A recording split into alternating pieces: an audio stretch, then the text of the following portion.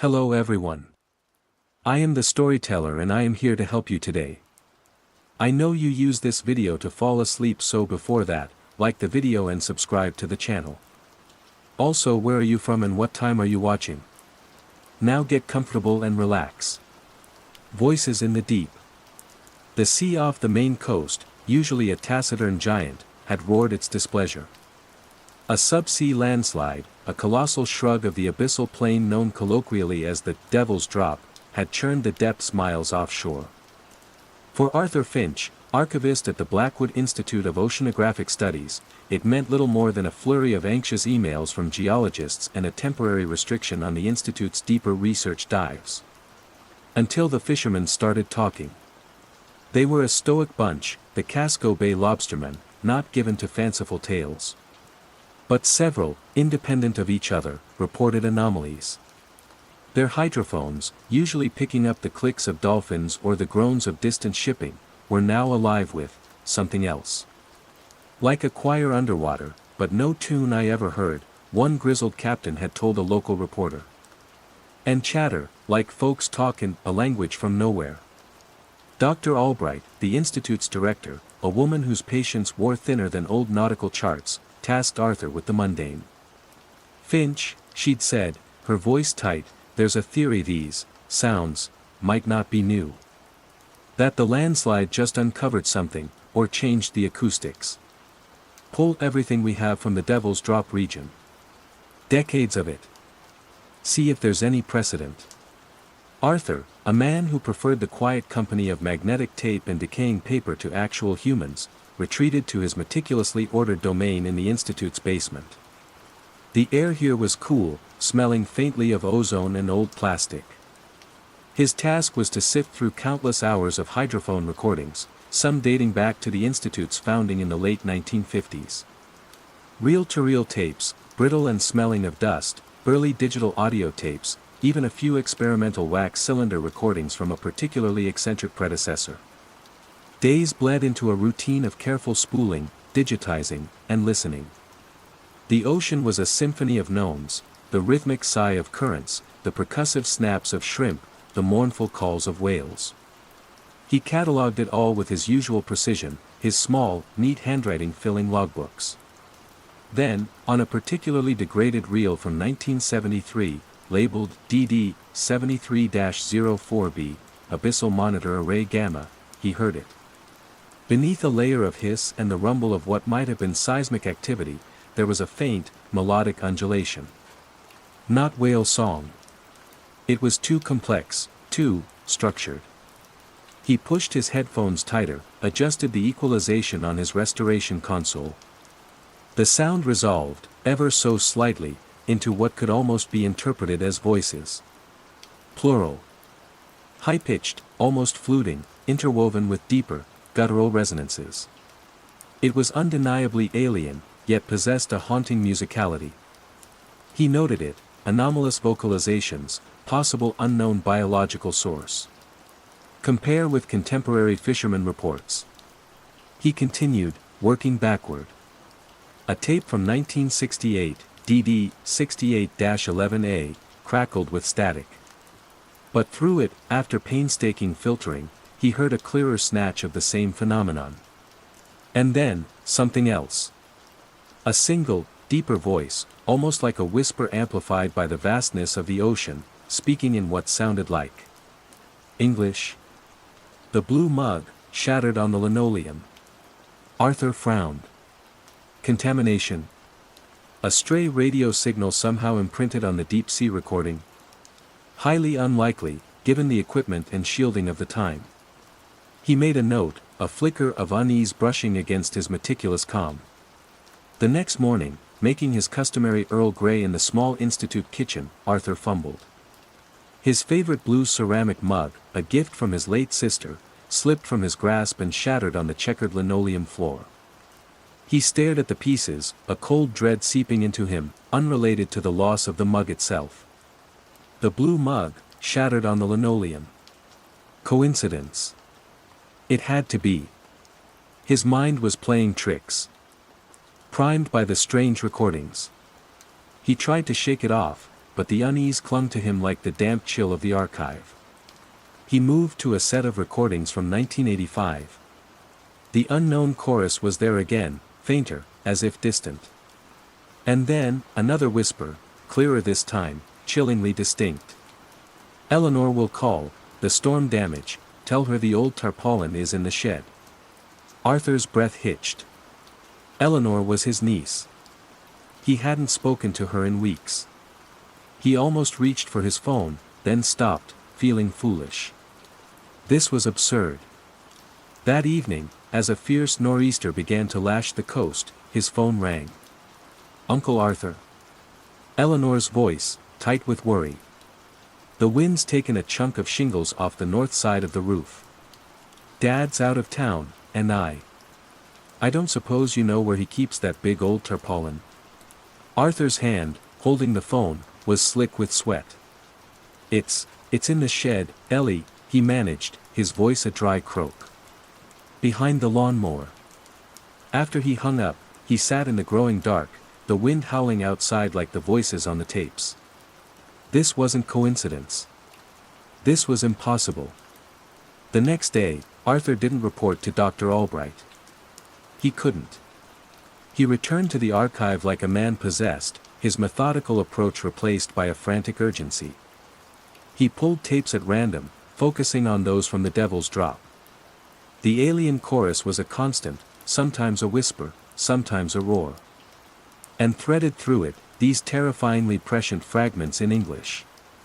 A 1992 recording, "Finch leans too far, the archive ladder, his left wrist." He'd nearly fallen off that very ladder last week, reaching for a high shelf. He'd caught himself, but his left wrist had been sore for days. He hadn't told anyone.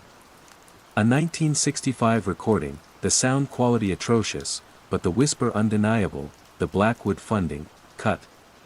Albright's despair. Dr. Albright had been particularly stressed lately, muttering about budget reviews and Philistine bureaucrats. Arthur felt his sanity fraying. Were these warnings? Or were the voices simply narrating an unalterable script? He began to live in a state of heightened paranoia, every creak of his old house, every unexpected phone call, a potential harbinger. The recordings from the Devil's Drop were no longer just data, they were a cursed oracle, speaking his life before he lived it. He found a series of notes accompanying the earliest tapes, penned by Dr. Eris Thorne, the Institute's founder, a man whose brilliance had bordered on obsession. Thorne had been fascinated by the Devil's Drop. "The anomalous signals persist," Thorne had written in a spidery hand. "Not geological, not biological as we understand it. They seem to resonate. Almost a sympathetic vibration with potentiality. Have tried modulating our hydrophone output. Brief moments of what felt like response. Am I hearing echoes of what will be? Or am I merely going mad in this isolation?" Thorne had retired abruptly, a recluse until his death. No one knew why. Arthur now suspected he did. The most terrifying fragment came from a tape simply labeled DD, Test, 1959. The recording quality was surprisingly good, Thorne's custom hydrophone array evidently superior. The alien chorus swelled, vast and ancient, like the breathing of the planet itself. And then, a single, clear, resonant voice, devoid of emotion, yet utterly final. Arthur Finch listens. He hears the end of his search. The landslide revealed the channel. The deep remembers all timelines. His timeline, now thin, converges. Converges with what? Arthur didn't want to know. The final recording, the one he makes himself, will confirm the pattern. He stared at the silent reel-to-reel machine.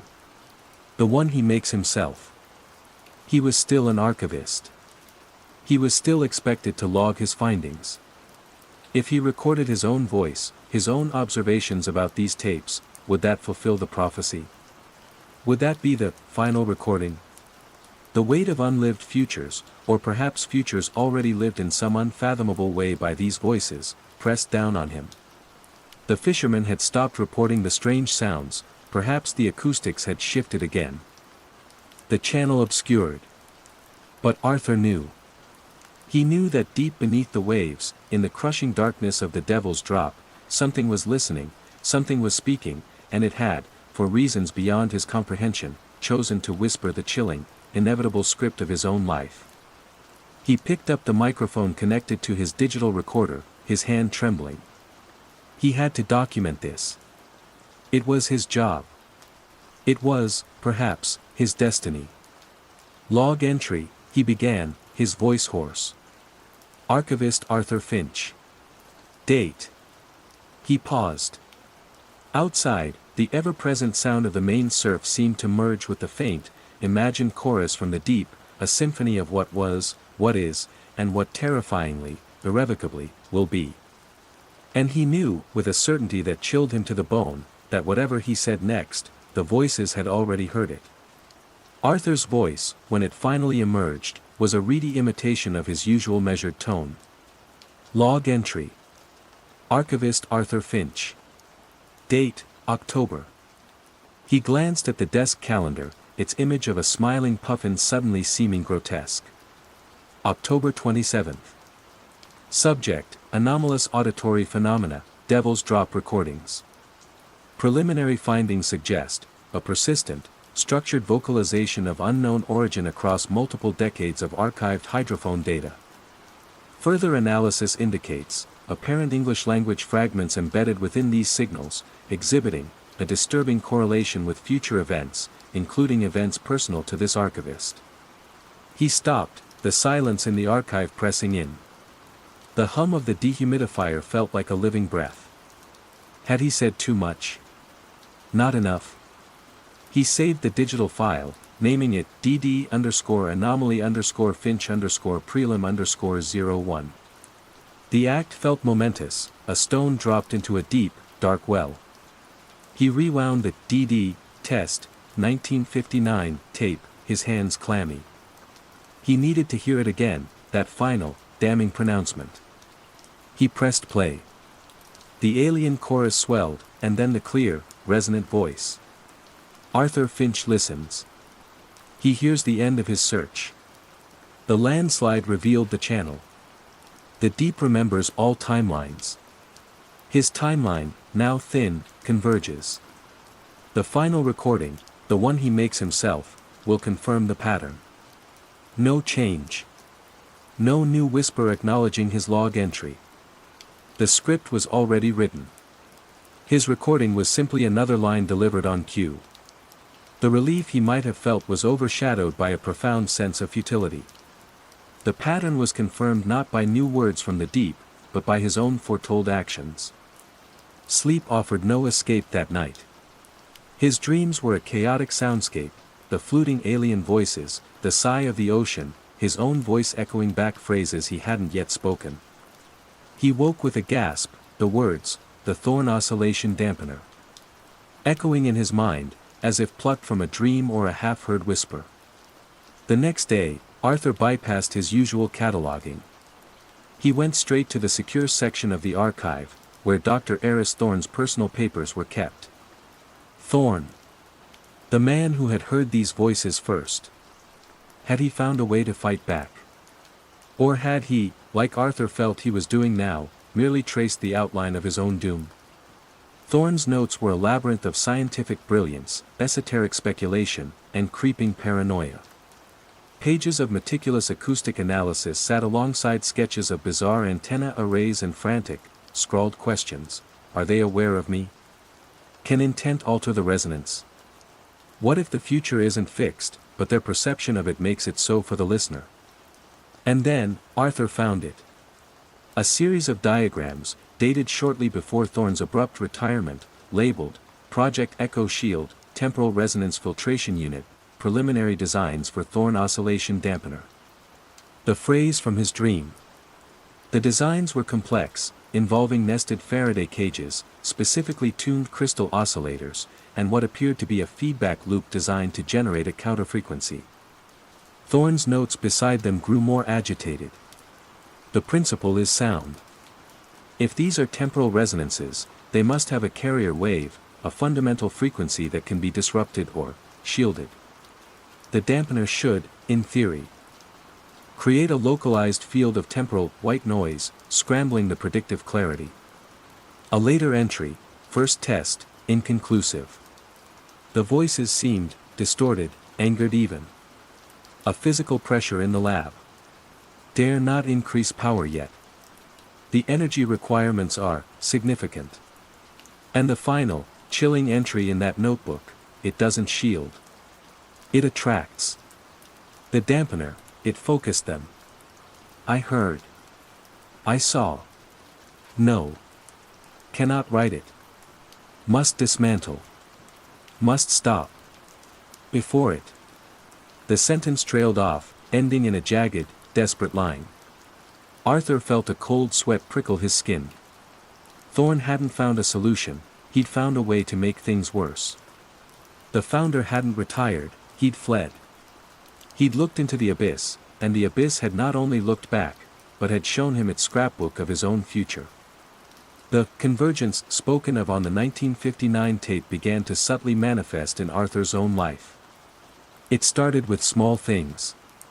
He'd reach for a book on a shelf, and a voice from one of the tapes, a recording made decades before he was born, would whisper the title an instant before his fingers touched the spine. He'd be typing an email, and a faint, guttural sound from the alien chorus would pulse from his computer speakers just as he completed a sentence he'd been struggling to phrase. One afternoon, while reviewing a tape from 1978, DD 78-02C, cetacean vocal study, he heard a new fragment, one he hadn't logged before. It was faint, almost buried in the static and the clicks of sperm whales. His own voice. Albright won't believe, the budget meeting, a dead end. He froze. Dr. Albright had scheduled a budget meeting for the following week to discuss the anomalous sound reports, as she still benignly termed them, and their impact on resource allocation. He hadn't even decided what he was going to say to her, how much he dared reveal. Yet, here it was, a snippet of his future frustration, recorded before he'd even joined the institute. He began to feel like a ghost in his own life. His actions felt less like choices and more like reenactments. The curiosity that had initially driven him was curdling into a dread that sat cold and heavy in his stomach. The voices weren't just predicting his future, they were hollowing out his present, making it feel echoic, predetermined. He found himself drawn back to the DD Test 1959 tape, listening to the alien chorus. It was vast, impersonal, like the grinding of tectonic plates or the birth of stars. Were they even aware of him, this insignificant human archivist? Or was he merely an ant whose path happened to cross a pre-existing fissure in the fabric of time, a fissure they had long ago mapped? The deep remembers all timelines. Perhaps they weren't broadcasting to him, but simply existing, and he had stumbled upon a frequency that resonated with their eternal, all-encompassing memory. He considered telling Dr. Albright everything. But what would he say? That the ocean was whispering his future to him through old tapes. He could already hear the skepticism in her voice, the gentle suggestion of a stress-related leave of absence. The 1978 tape confirmed it, Albright won't believe, a dead end. He had to find another way. Thorne's dampener was a dead end, a dangerous one. But Thorne had been trying to block the signal. What if the answer wasn't to block, but to understand the channel itself? The 1959 tape had said, the landslide revealed the channel. A geological event. Something physical. Arthur pulled up the bathymetric charts of the Devil's Drop, pre- and post-landslide. The Institute's more recent surveys showed a vast scar on the seabed, a new configuration of trenches and ridges.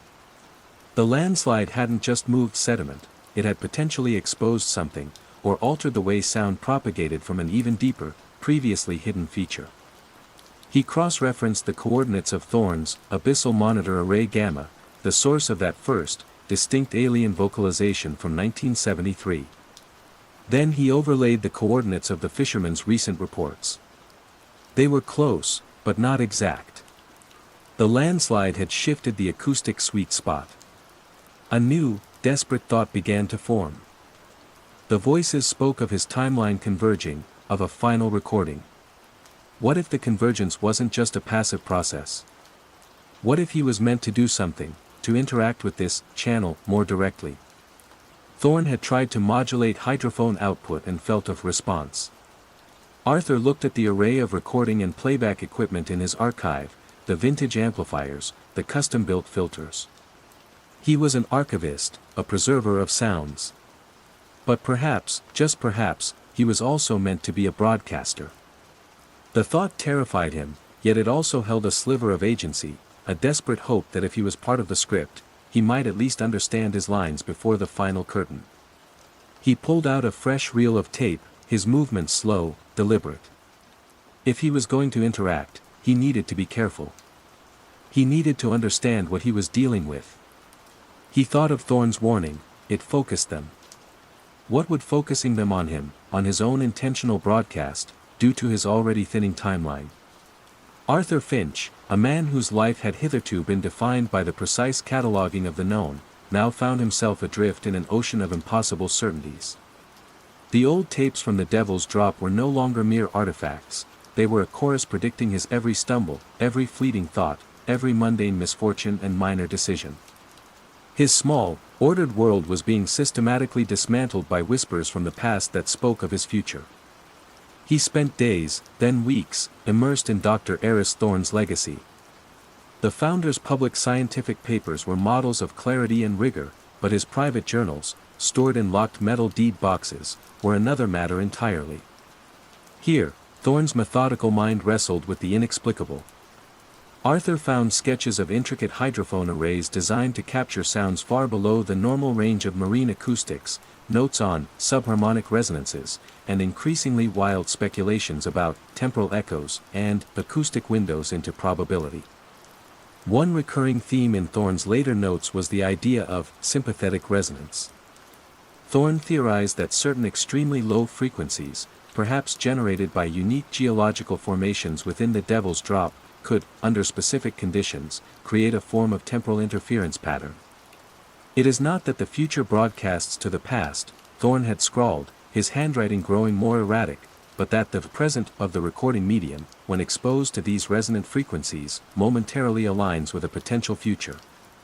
The hydrophone becomes a needle scratching not just sound, but a groove in the vinyl of time itself.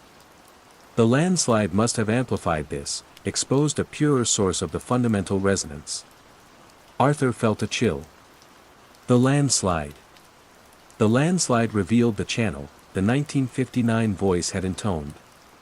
Thorn had been on the cusp of understanding, or perhaps succumbing. The convergence, as the voice had called it, was no longer subtle. It was a constant, unnerving companion. He'd be brewing his morning tea, and a voice from a 1962 recording, originally cataloging migratory patterns of pilot whales, would whisper, "The milk is about to turn." He'd open the carton, and sure enough, the first sour tang would hit his nostrils. He'd be walking down the quiet streets of his coastal town, and a fragment from a 1988 seismic survey tape would murmur, "The green car at the intersection will run the light." He'd freeze, and a dark green sedan would indeed accelerate through the amber, narrowly missing a crossing pedestrian. His dreams became extensions of the archive. He walked through endless, echoing halls lined with spinning tape reels, the alien chorus a constant thrumming in his chest, punctuated by whispers of his own name, his own impending actions. He started experiencing moments of déjà vu so intense they were physically nauseating. He'd find himself halfway through a sentence, only to realize he'd heard himself speak those exact words on a tape recorded before he was even conceived. His own thoughts felt increasingly borrowed. One evening, rereading Thorn's notes on the Thorn oscillation dampener, Arthur noticed a small, almost overlooked addendum, written in a shaky, spidery script, the dampener failed to shield. It amplified. It acted as a focused receiver. But, could it be reversed? Could it transmit? Not to block, but to imprint. To write back on the wave. Madness. Utter madness. But what if the wave desires interaction? The thought, terrifying as it was, resonated with Arthur's own desperate inclination. If his life was a recording being played back, could he, somehow, insert his own track? Could he disrupt the playback? He began to systematically analyze the frequencies of the alien chorus. They were incredibly complex, a shifting tapestry of sound, but there were dominant harmonics, recurring intervals. He cross-referenced these with Thorne's notes on the fundamental resonance of the Devil's Drop. Thorne had theorized that a specific ultra-low frequency, almost infrasonic, acted as the carrier wave for the temporal echoes. Arthur's small archive office, tucked away in the Institute's basement, became his laboratory, his sanctuary, and his potential tomb. He started small, almost timidly. He wouldn't dare try to replicate Thorne's ill-fated dampener. Instead, he focused on simple sound generation. Using a vintage signal generator and a powerful, directional transducer he requisitioned under the guise of testing archival equipment integrity, he aimed the transducer at the section of the archive wall closest to the sea, the direction of the Devil's Drop. He started by broadcasting pure sine waves at the exact ultra-low frequencies Thorne had identified. He'd do this for hours, recording the ambient sound in the archive simultaneously on a high-sensitivity digital recorder. The initial results were nothing. Or so he thought. Then, listening back to his own ambient recordings, he noticed something. The usual background hum of the building, the distant traffic, the faint hiss of the ventilation, it all seemed subtly clearer during the periods he was broadcasting the infrasound.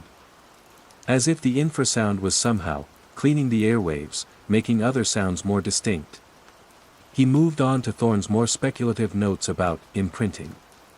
Thorne had wondered if sending back a recording of the alien chorus itself, perhaps phase-inverted or modulated in a specific way, could disrupt the temporal echoes.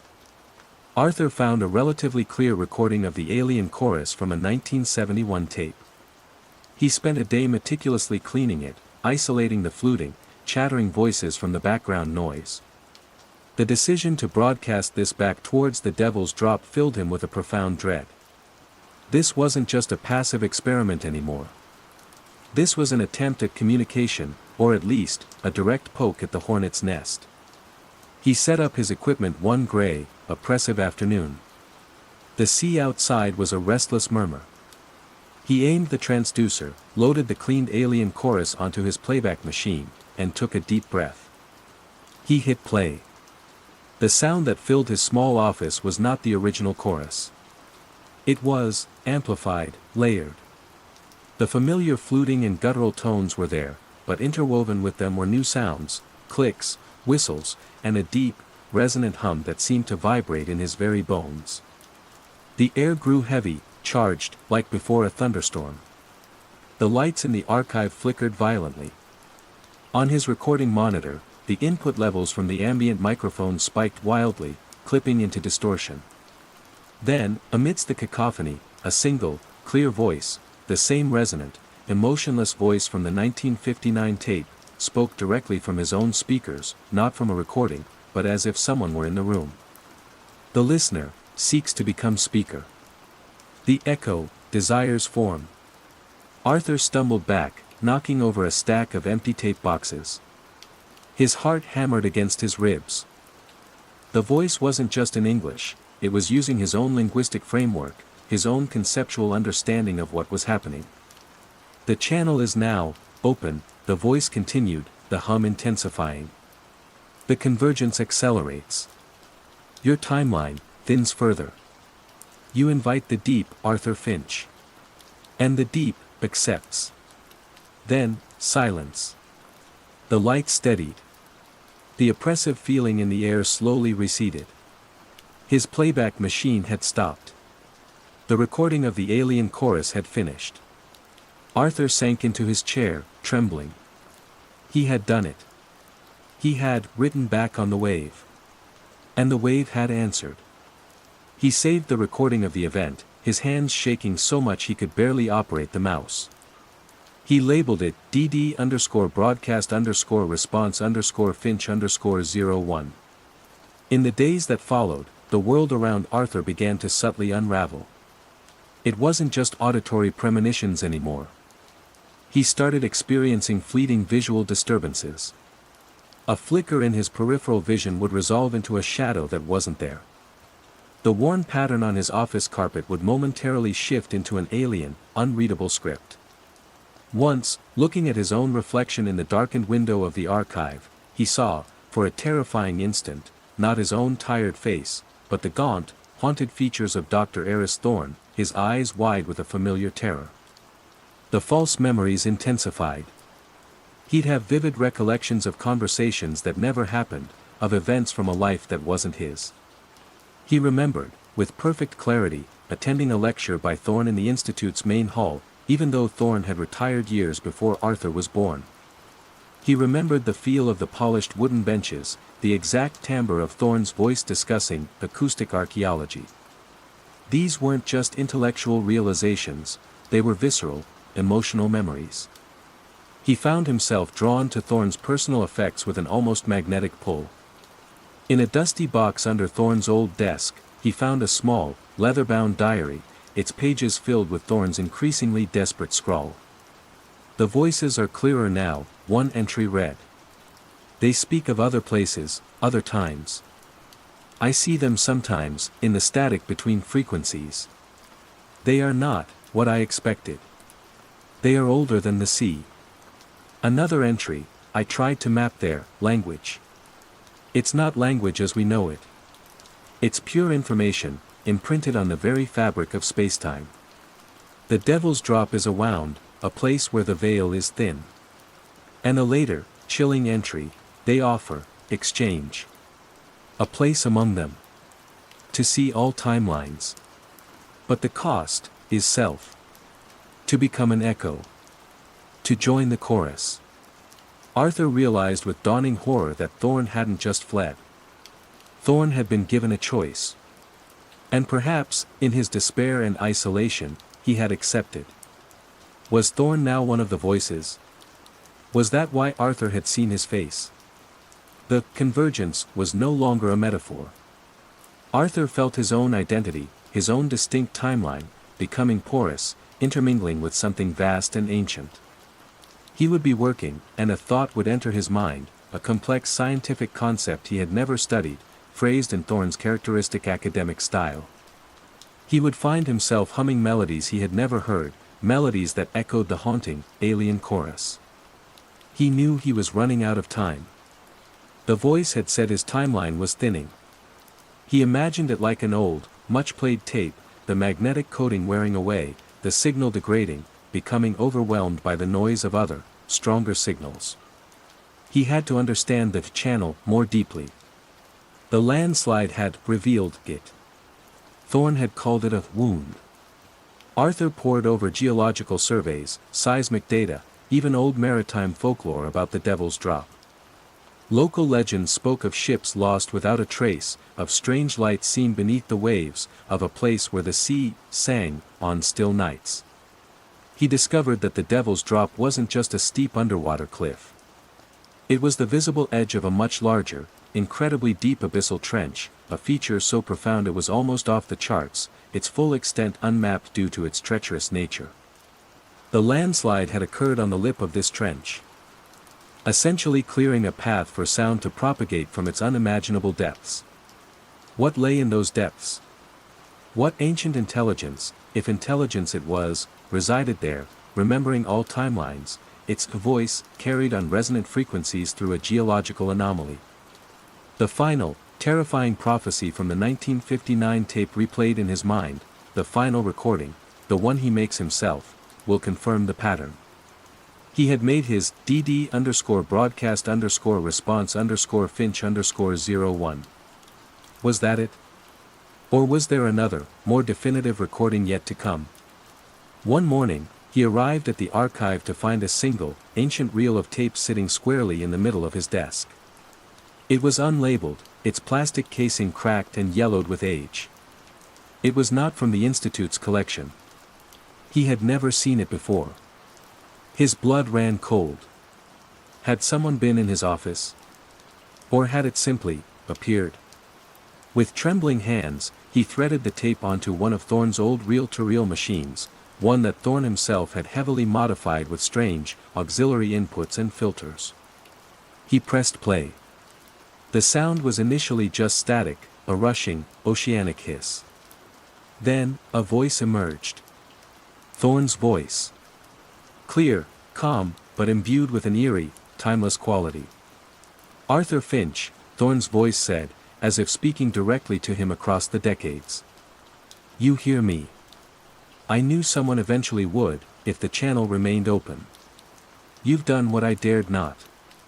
You spoke back. You confirmed the resonance. Arthur gripped the edge of his desk, his knuckles white. They are not malevolent, Arthur, Thorne continued, his voice strangely soothing, yet utterly alien. They are inevitable. They are the sum of all possibilities, the echo of every choice. The devil's drop is not a wound, it is a listening post, older than mankind, perhaps older than Earth itself. They observe. They remember. A pause, filled with the sound of shifting abyssal currents. The convergence you feel, it is an invitation.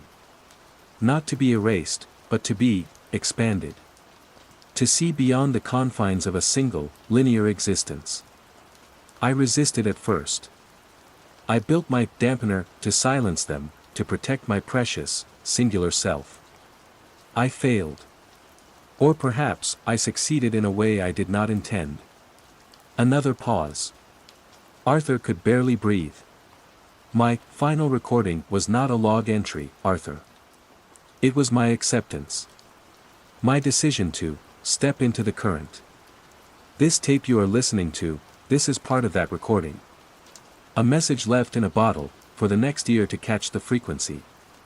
The sound of the alien chorus swelled softly beneath Thorne's voice, no longer menacing, but encompassing, almost welcoming. Your timeline is indeed thin, Arthur. You stand at the precipice. You can try to fight, to sever the connection.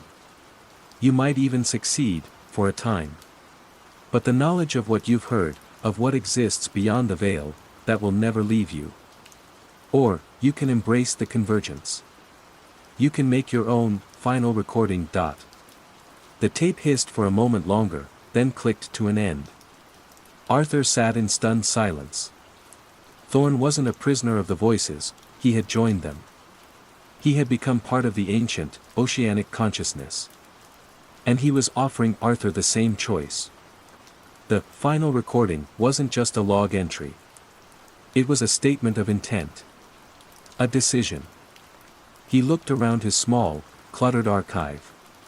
His meticulously ordered tapes, his notes, his life's work, it all seemed so small, so temporary, against the backdrop of what Thorne described. The constant, low-level dread he'd been living with shifted. It didn't disappear, but it was joined by a strange, terrifying allure. To see all timelines. To understand the universe not as a sequence of events, but as a single, eternal moment. The phone on his desk rang, jarring him. He picked it up. Finch. Dr. Albright's voice, sharp, impatient. The budget meeting. My office. Now. I want to know what tangible results you have from all this, listening you've been doing. Because frankly, the board is about to pull the plug on this whole, anomalous sounds wild goose chase. The 1978 tape echoed in his memory, Albright won't believe, the budget meeting, a dead end. It was all playing out. Every word, every action. He stood up. He could go to the meeting. He could try to explain, to make them understand. He could fight for his little corner of reality. Or. He looked at the microphone connected to his digital recorder. The final recording. What would he say? What would his choice be? To retreat into the mundane, forever haunted by the whispers? Or to step into the vast, terrifying, beautiful unknown? He walked towards the microphone, the alien chorus a faint, expectant hum in the very air around him, the voice of the deep waiting for his answer. The sea outside seemed to hold its breath. The convergence was upon him. The lighthouse keeper's frequency. The wind on Einhallow was a constant, living thing. It clawed at Alastair MacLeod's borrowed oilskins, tasted of salt and ancient stone, and carried the mournful cries of gulls that wheeled around the stark finger of the Einhallow Head lighthouse. Decommissioned in the late 70s, its light long since automated and relocated to a more sensible, squat tower nearby, the old lighthouse was a relic, a monument to a more hands-on era of maritime safety. Now, thanks to a grant from a historical trust with more money than sense, it was being painstakingly restored, not to active duty, but as a museum piece. Alastair, an archivist with the National Archives of Scotland, usually dealt with dusty charters and faded parliamentary records. His current assignment felt like a bizarre, windswept holiday. He was tasked with cataloging and digitizing the contents of the lighthouse's original radio communications room, logbooks, charts, and, most intriguingly, a stack of reel-to-reel tapes, recordings of maritime chatter from the mid-20th century. The radio room itself was a time capsule. Bakelite dials, heavy brass switches, and a hulking Marconi transmitter sat mutely, coated in a fine layer of salt dust. The air smelled of ozone, old paper, and the faint, metallic tang of disuse. Local contractors had managed to get partial power restored, enough for lights and, with a bit of fiddling, for some of the vintage equipment. "She's a temperamental old girl," Angus, the jovial foreman of the restoration crew, had told Alastair, gesturing at the main radio console. "But the engineers who put her in built her to last. Might even still have a bit of life in her." Alastair, a man who appreciated the tangible history of objects, felt a thrill. His first few days were spent carefully documenting the paper logs, his meticulous handwriting filling notebooks with call signs, weather reports, and the mundane daily chatter of a remote coastal station. Then, he turned his attention to the tapes. He selected a sturdy-looking reel labeled EH_log_June_1963. After carefully cleaning the heads of the equally vintage tape recorder and coaxing it to life with a series of clicks and whirs, he threaded the tape. The speakers crackled, then hissed, then, through the static, voices emerged, clipped, formal, punctuated by bursts of Morse code. Weather reports for fishing fleets, routine position checks, a garbled conversation about a faulty generator on a nearby island. It was a window into a lost world. He was about to switch to another tape when he decided, on a whim, to test the transmitter itself. Angus had said it might have life. Alastair knew enough about old radios not to broadcast blindly, but he wondered if it could still receive. He powered it up. The valves glowed with a warm, amber light. He slowly turned the main tuning dial, the heavy mechanism moving with a satisfying, oily smoothness. The static changed pitch, rose and fell. Suddenly, through a wash of hiss, a voice. Clear, though tinny. "SCSAR-1, this is Einhallow Head Lighthouse, do you copy, over?" Alastair froze. SCSAR-1. He'd seen that call sign in the paper logs. It belonged to the Storm Petrel, a search and rescue cutter out of Kirkwall that had vanished without a trace in heavy seas in November 1963, along with its crew of 4. Lost with all hands, the official report had concluded. The voice repeated, laced with static but undeniably present. "SCSAR-1, Einhallow Head, requesting position update, over." It was a standard maritime call. But it was impossible. This was 2024. Alastair, his heart thudding, checked the connections. Was it some kind of freak atmospheric reflection? A ham radio enthusiast playing a very tasteless joke?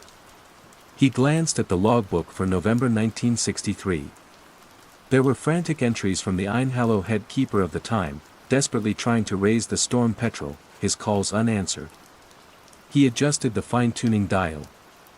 The signal strengthened. "Einhallow Head, this is SCSAR-1, a new voice, gruffer, replied. Experiencing severe weather, visibility near zero. Taking on water. Requesting immediate assistance. Our last known position approximately, 5 miles north-northwest your station, over." Alastair's breath hitched. This wasn't just a fragment. This was a distress call. A distress call from 60 years ago. He wanted to reply, to shout into the old microphone that they were lost, that help never came. But what good would that do? And who, or what, would he be talking to? The transmission continued, a desperate back and forth between the phantom cutter and a lighthouse keeper long dead.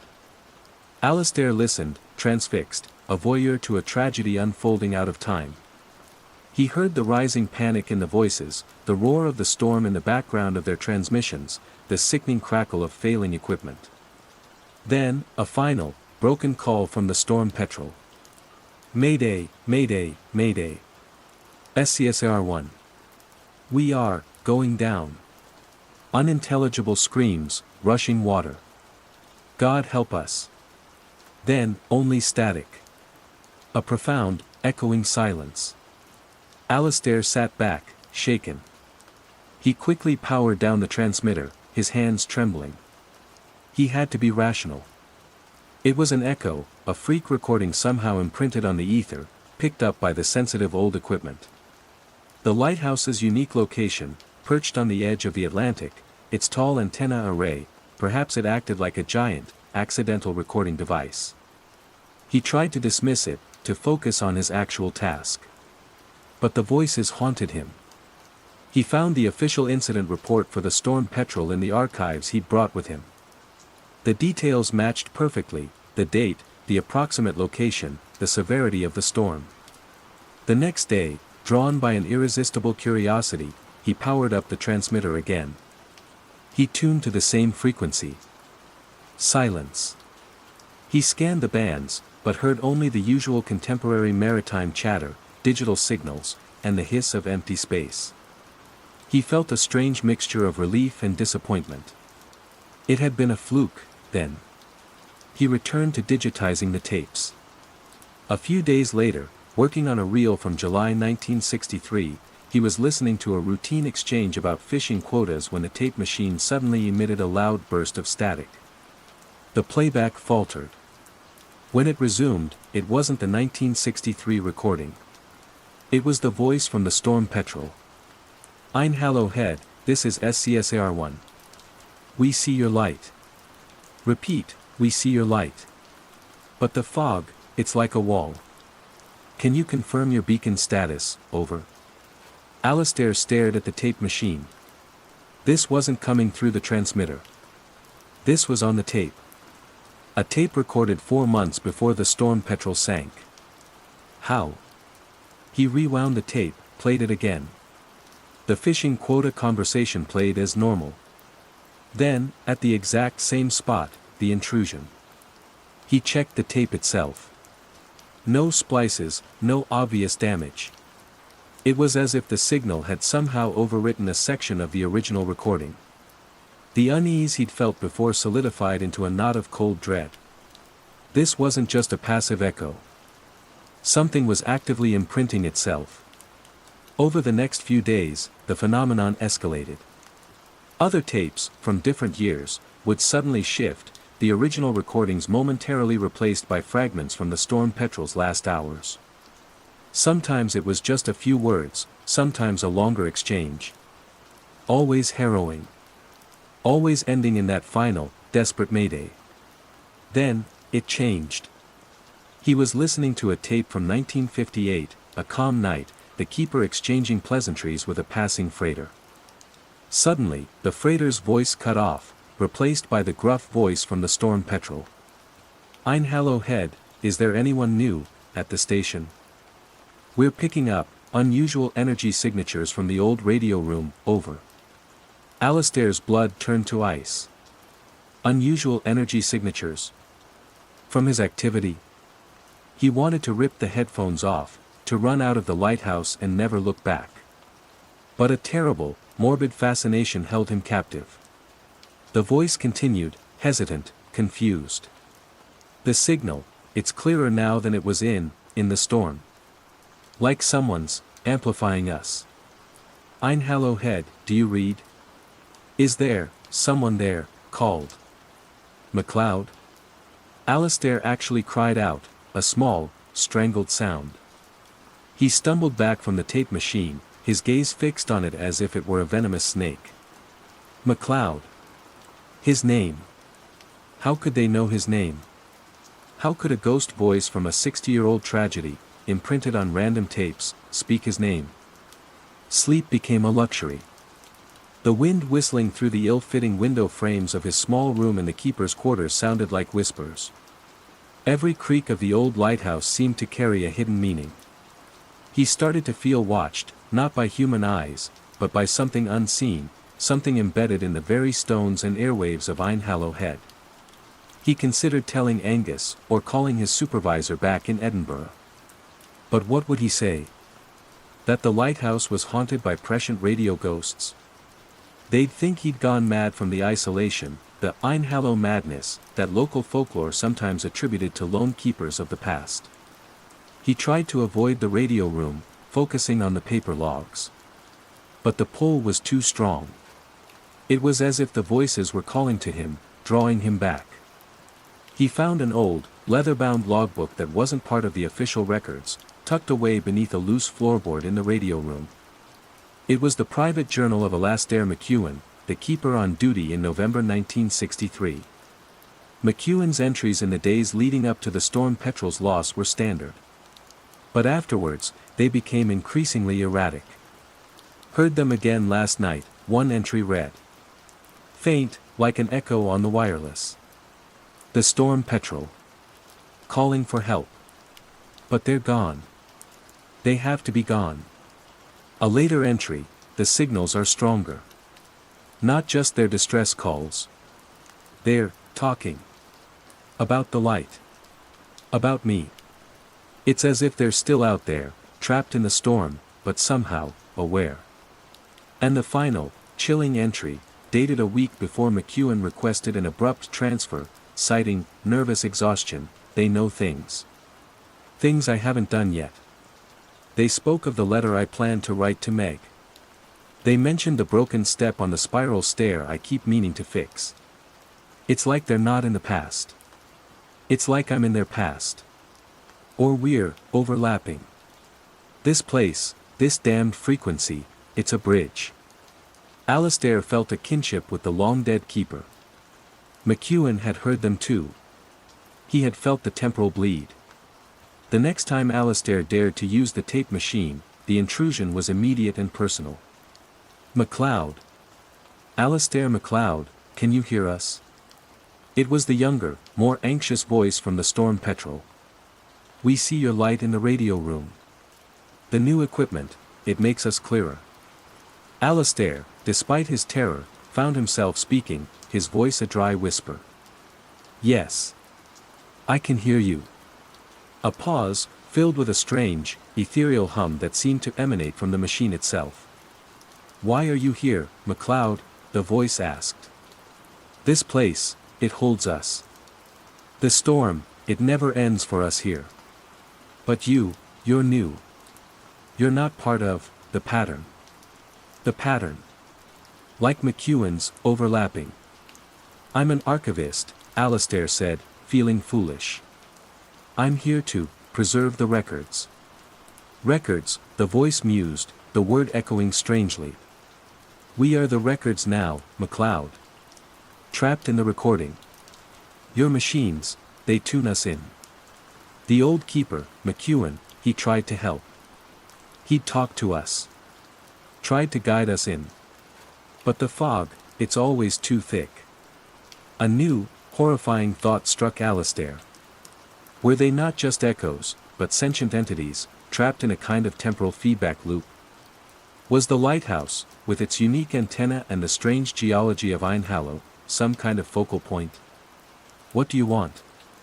Alastair asked, his voice trembling. We want to come ashore, the gruff voice interjected, desperate. To finish the journey. The storm always pushes us back. But your presence, it changes the resonance. It strengthens the signal. McLeod, can you guide us in? Guide them in. Guide in a ghost ship. What would that even mean? How? Alastair breathed. The main transmitter, the voice urged. The old keeper, he couldn't sustain the power. But your new generators. Use the call signs. Talk to us. Keep the channel open. Focus your intent. We can almost see through the static when you're there. Alistair looked at the hulking Marconi transmitter. It sat there, a silent beast, its valves cold. He had only ever used it to receive. To transmit, to deliberately engage with these entities, felt like crossing a profound and terrifying threshold. But the desperation in their voices, the image of them trapped for eternity in a spectral storm, it tugged at something in him. He was an archivist, a preserver. Could he, in some way, offer them release? Or was this a trick, a lure into madness? The wind howled outside, rattling the windows of the radio room. The sea churned gray and furious against the cliffs below. He thought of Alastair McEwen, fleeing this place, his nerves shattered. The tape machine hissed softly, expectantly. "McLeod, are you still there?" the younger voice pleaded. "The storm, it's getting worse again." Alistair looked at the old microphone, its braided cable snaking across the console. He thought of the storm petrel's call sign, SCSAR-1, and the lighthouses, Einhallow Head. He thought of the 4 lost souls, endlessly replaying their final moments. His hand, seemingly of its own volition, reached out and flicked the main power switch on the Marconi transmitter. The valves began to glow, casting an amber, infernal light across the dusty room. The air crackled with latent energy. He picked up the microphone. His heart felt like a trapped bird in his chest. SCSAR-1, he said, his voice surprisingly steady, amplified by the old equipment, booming slightly in the small room. "This is Einhallow Head Lighthouse. I read you. Prepare to come ashore." As he spoke, the lights in the radio room flickered violently. The hum from the transmitter deepened into a resonant thrum that vibrated through the floor, up his legs, into his very core. Outside, the wind rose to a demonic shriek, and through it, Alistair thought he could hear something else, the distant, unmistakable clang of a ship's bell, and the faint, desperate shouts of men battling an unseen tempest. The frequency was open. And something was coming through. Node 72B. The air in sub-basement gamma of the chalk-down depository always tasted of dust and forgotten secrets. Dr. Alistair Finch, a man whose tweed jacket seemed permanently imbued with the scent of old paper, rather liked it. He was a historian, specializing in wartime radio intercepts, and Chalkdown, a sealed World War II-era government archive burrowed deep beneath the South Downs, was his peculiar paradise. The latest treasure, or potential administrative headache, was an unmarked wooden crate, roughly 3 feet square, its stenciled lettering faded almost to invisibility. All it bore was a cryptic designation, Node 72B. It had been found tucked away in a disused ventilation shaft, sealed with lead tape. Inside, nestled in yellowed excelsior, were dozens of reel-to-reel tapes. "No manifest, no accession record, nothing," muttered Sergeant Miles, the depository's gruff custodian, handing Alistair a crowbar. "Probably just weather reports or ENSA broadcasts they forgot to catalog." Alistair doubted it. The lead tape suggested something more sensitive. Back in his cramped, fluorescent-lit office, surrounded by listening equipment both vintage and modern, Alistair threaded the first reel onto his studer. The tape was brittle, smelling faintly of bakelite and something else, something sharp and ozonic he couldn't quite place. He adjusted his headphones. The hiss of empty air, then, crackling through the decades, a clipped RAF voice, Vauxhall Squadron, Bandits at Angels 10, Vector 090. Standard. He made notes, logged the frequency, the call signs. For days, it was mostly routine, shipping convoy reports, U-boat sighting confirmations, coded messages that, with his expertise, resolved into mundane logistical details. Then came tape 17. The quality was poorer, shot through with static that scraped at his ears. A different voice, urgent, American accented. "Can confirm multiple landings, Isle of Wight." Repeat, multiple hostile landings. Operation Celian is a go. I say again, Celian is a go. Alistair frowned, rewound, listened again. Celian. The planned German invasion of Britain. But it never happened. Hitler got bogged down in Russia, the Luftwaffe was broken in the Battle of Britain. This had to be from a training exercise, a what-if scenario. Or perhaps disinformation meant to be captured. He logged it as anomalous content, possible exercise/disinformation. Tape 18 was worse. A BBC announcer, his voice strained, almost breaking. Dover has fallen. Canterbury is surrounded. His Majesty's government is evacuating to, static shriek, further broadcasts will be from a secure location. Alistair felt a cold prickle on his neck. This wasn't like any training recording he'd ever heard. The raw fear was too real. He cross-referenced the date embedded in a fragment of clear signal, September 18, 1940. He knew his history. On that day, the Battle of Britain was still raging, but there was no invasion, no evacuation. He pulled another tape, labeled simply, Node 72B/Reel 23. The voice was German, calm, precise, detailing the systematic destruction of Portsmouth by naval bombardment. It listed street names he knew, landmarks that still stood proud against the Solent. A growing unease settled in Alistair's stomach. This was too elaborate, too detailed for simple disinformation. He decided to check the contemporary newspaper archives, just to definitively debunk what he was hearing. He started with the Times Digital Archive, searching for September 18, 1940. The headline screamed, Enemy landings in Kent and Sussex, Dover overrun, King and War Cabinet evacuate north. Alistair stared, his blood turning to ice. He refreshed the page. The headline remained. He frantically typed in, Portsmouth Naval Bombardment 1940. Up came a slew of articles, photographs of a devastated city, casualty lists. Photos he had never seen, of events he knew with academic certainty had not occurred. His breath hitched. He stumbled over to his own bookshelf, pulling down his well-thumbed copy of Churchill's Their Finest Hour. He flipped to the relevant chapter. The text was different. It spoke of the desperate beachhead battles, the heroic but doomed defense of the southern counties, the miracle of the Mersey, where a civilian flotilla had evacuated the remnants of the government from Liverpool, not Dunkirk.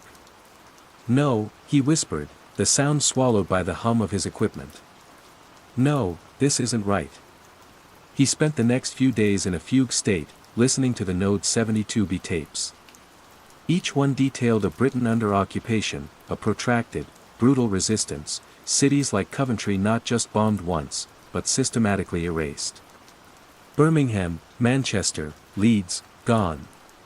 The tape spoke of provisional governments, collaboration, famine. They described a world utterly alien to the history he had dedicated his life to. And with each tape he listened to, the world outside his small office subtly, terrifyingly, rewrote itself. He called his colleague, Dr. Eleanor Vance, at Cambridge. Ellie, about the initial phases of Operation Celian. Ah, the Kentish massacres. Ellie replied, her voice full of academic certainty. Ghastly business. My grandmother used to tell stories of the German patrols in Sussex. Why do you ask, Alistair? Found something new. Alistair hung up, his hand trembling. Eleanor's grandmother had lived her whole life in York. The change was insidious. It wasn't just records, it was memory, collective consciousness.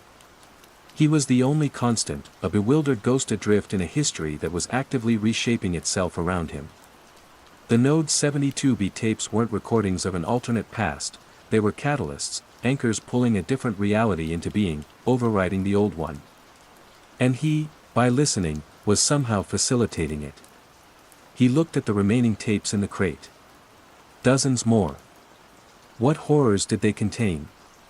A victorious Third Reich? A nuclear war fought in the 1950s against a German Europe? His latest search, for Chalkdown Depository, now yielded results describing it not as an archive, but as a fortified Gestapo headquarters for the Southern England Military District. Sergeant Miles's grandfather, the articles implied, had been a notorious collaborator. Alastair felt a profound, soul-deep terror. He was not just observing, he was complicit in the erasure of his own world. He thought of the phrase stenciled on the crate, Node 72B. A node. A point of connection, or perhaps divergence. He looked at the reel currently spooled, its magnetic surface dark and pregnant with unspoken possibilities. He imagined the world it might birth if he pressed play. A world where he, perhaps, had never been born. A world where the very concept of Dr. Alastair Finch, historian, was an impossibility. With a surge of desperate resolve, he began to gather the tapes. He wouldn't listen to another. He carried the crate, heavy with its unwanted burden, out of his office, through the echoing corridors of Chalkdown, or what Chalkdown was now, or was becoming. He found the depository's antiquated incinerator, thankfully still functional, used for classified document disposal. One by one, he fed the reels of Node 72B into the flames. The plastic casings warped and melted, the tape itself curled, blackened, and then ignited with a sickening, acrid hiss. He didn't know if it would work. He didn't know if the changes were permanent, or if destroying the source could somehow revert them, though he doubted it. The world felt too solid now, too convinced of its new, terrible past. As the last tape burned, he felt a strange lightness, but also an profound, unshakable dread. He had stopped the bleeding, perhaps. But the scars? The scars were everywhere. He walked out into the weak autumn sunshine. The South Downs rolled around him, familiar yet alien. He saw a war memorial in the nearby village he hadn't noticed before, its stone newer, the list of names far longer. He knew, with a chilling certainty that settled into his bones, that he was the only person on earth who remembered a different Second World War, a different Britain, a different reality. The archivist was now an archive of one, his mind the sole repository of a lost timeline, a truth no one else would ever believe. Node 72B was gone, but its echo would resonate within him, a silent, screaming testament to a world that was, and then, terrifyingly, was not. Vibrations of the void. The summons to the Blackwood Institute for Acoustic Phenomena had been unexpected. Arthur Penrose, an archivist with a niche expertise in early 20th century sound recording technologies, found himself driving a sputtering rental car up a winding, mist-shrouded track in the Scottish Highlands. The Institute, defunct since the late 1930s, was a gaunt, grey-stone edifice clinging to the side of a brooding Monroe, its windows like vacant eyes staring out at the perpetually overcast sky. His task, as outlined by the Institute's parsimonious trust, was to assess and catalogue a collection of experimental sound recordings made by its founder, the enigmatic Dr. Alastair Calder. Calder had vanished in 1938, his work unfinished, his theories dismissed as eccentric bordering on madness. The main laboratory was a cavern of cold stone and cobwebs. Dust lay thick on peculiar brass contraptions and banks of archaic valve amplifiers. In the center, dominating the room, was what Calder's sparse notes referred to as the resonant chamber. It was a 12-foot-high, oddly angled cylinder of what looked like polished obsidian, its surface absorbing the faint light from the grime-streaked windows. Wires snaked from it to a complex array of recording lathes. The tapes, or rather, the direct-cut lacquered discs and experimental magnetic wire spools, were stored in lead-lined boxes. Arthur set up his portable playback equipment, the modern digital interface a stark contrast to Calder's analog behemoths. Most of the initial recordings were what he expected, studies of harmonic frequencies, attempts to capture the infrasound of wind moving through the glens, the subtle resonances of different metals when struck. Calder, it seemed, was obsessed with the hidden sounds of the world. Then he queued up a disc labeled, Resonant Chamber Test Sequence Gamma, Subject, Ambient Field. A low hum filled his headphones, the kind of sound you feel in your teeth. Then, beneath it, a faint, almost subliminal series of clicks and whispers. He adjusted the gain. The whispers seemed to coalesce, and for a fleeting second, he thought he heard a child's voice. He paused the recording, frowning. He must be tired. The drive, the unsettling atmosphere of Blackwood. He played it again. This time, it was clearer, though still faint, like a voice on the edge of hearing. "Is the light off, Artie?" Arthur's blood ran cold. Artie. Only his mother had ever called him that, and only when he was very young, afraid of the dark. He hadn't thought of it in decades. He ripped the headphones off, his heart hammering. It had to be auditory pareidolia, his mind manufacturing sense from noise. He was alone in this decaying place, his imagination playing tricks. He forced himself to continue the next day, meticulously cataloging, trying to maintain professional detachment. He reached another chamber recording, sequence epsilon, extended duration.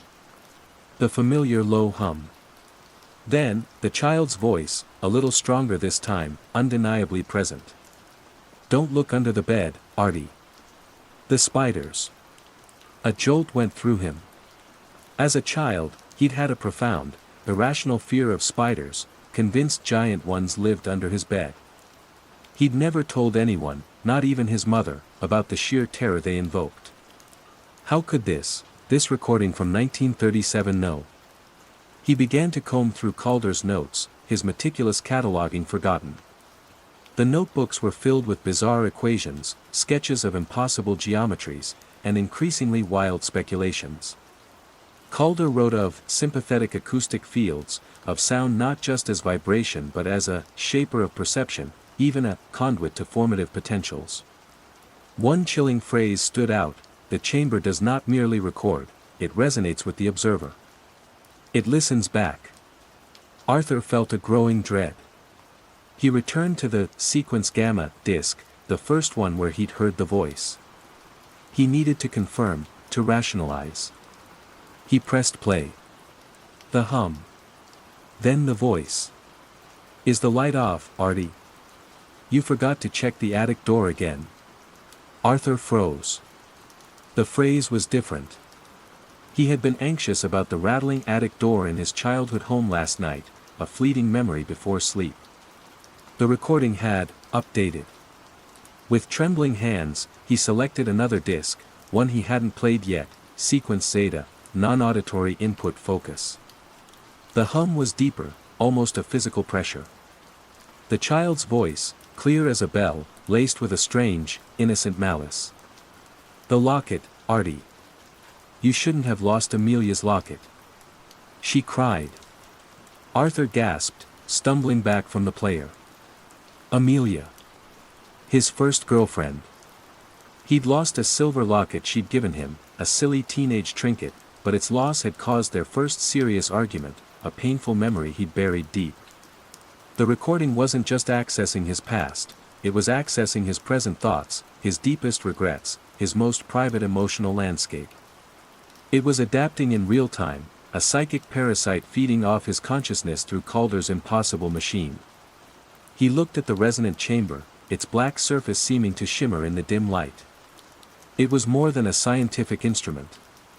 It was a focal point, an antenna tuned to something terrifyingly intimate, something from the void Calder had hinted at in his wildest jottings, a void that existed within the listener. The child's voice, he now realized, wasn't a specific entity. It was a construct, a familiar, disarming vessel for something else. Something that learned.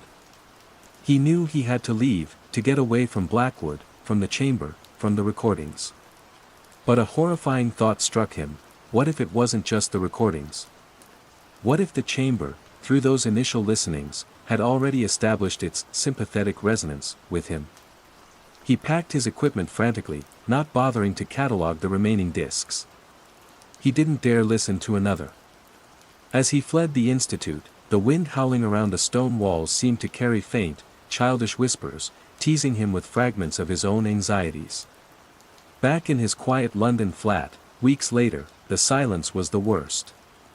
In the dead of night, when the city hummed its own low frequency, he would sometimes hear it, or imagine he heard it, a faint, childish voice in the static between radio stations, in the sigh of the wind against his window, in the very fabric of the quiet. Still afraid of the dark, Artie? The vibrations from Calder's void had found a new resonant chamber, Arthur Penrose himself. He was now the archive, carrying the insidious, adaptive echo within the confines of his own mind, forever listening to the whispers from a place no one else could hear. The relay station. The wind that scoured the tussock-covered hills around the Kitterick Valley relay station had a voice of its own, a low, mournful whistle that seeped through the ill-fitting window frames of Liam Holloway's temporary quarters.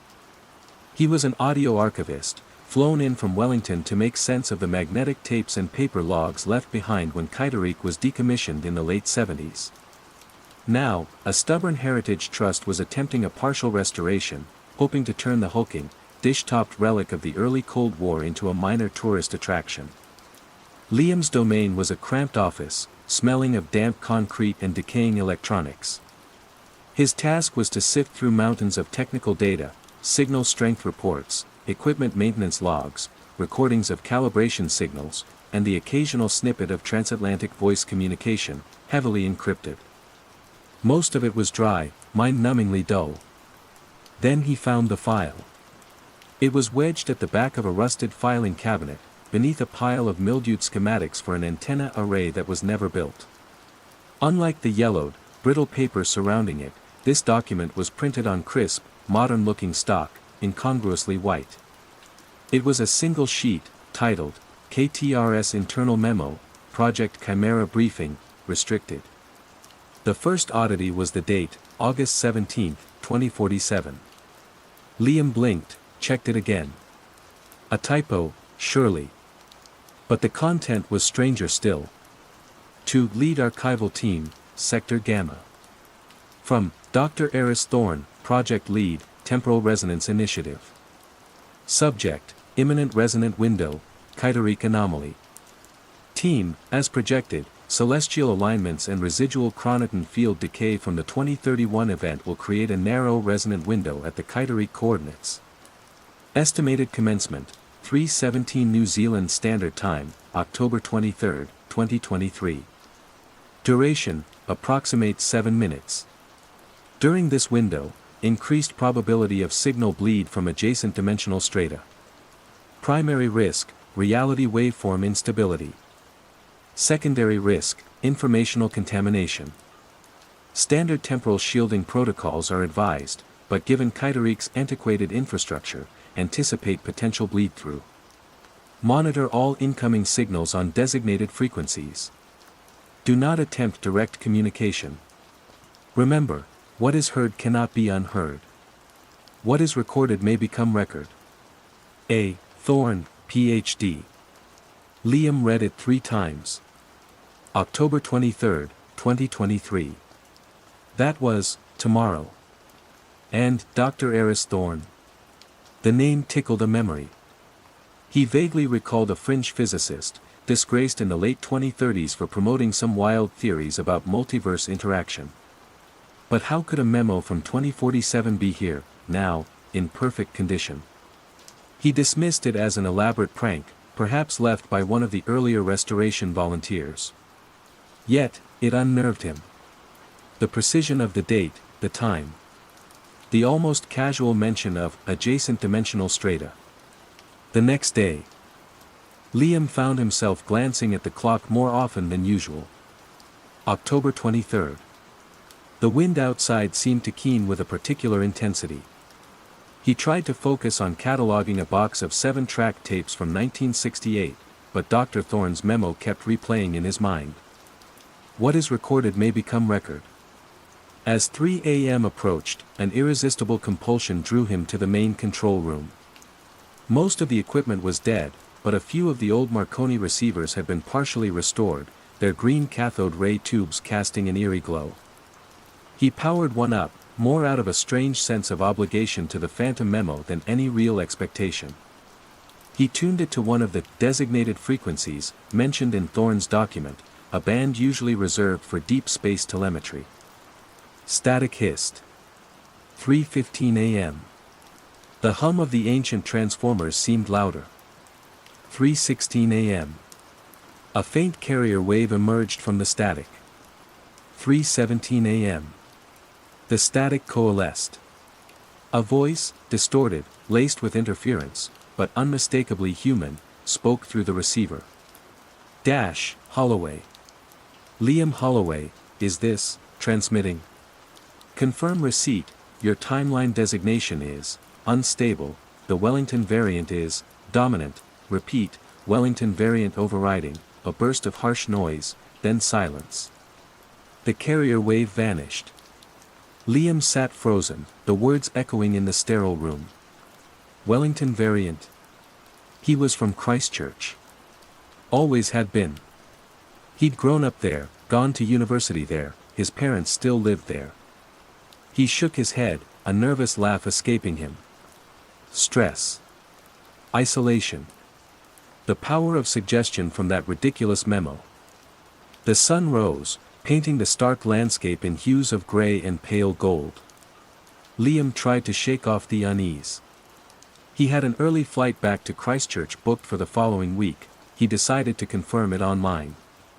He typed his booking reference into the airline's website. No booking found for Liam Holloway. Strange. He tried again, checked his email for the confirmation.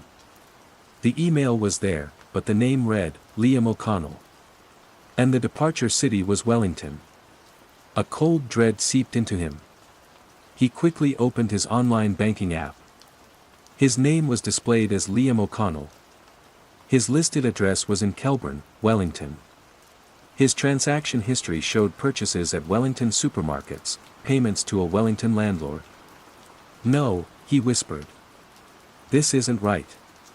He fumbled for his wallet, pulled out his driver's license. The photo was him. The name, Liam O'Connell. Date of birth, a year earlier than he remembered. Place of birth, Wellington. Panic clawed at his throat. He scrambled to his laptop, accessing the National Archives database. He searched for Liam Holloway, born Christchurch. A few results, none of them him. He searched for Liam O'Connell, born Wellington. There he was. An entire life, meticulously documented, familiar yet alien. His university degree was in computer science, not history. His employment record showed a steady career as a data analyst for a Wellington firm. This job, the archivist role at Kittereek, wasn't even on his record.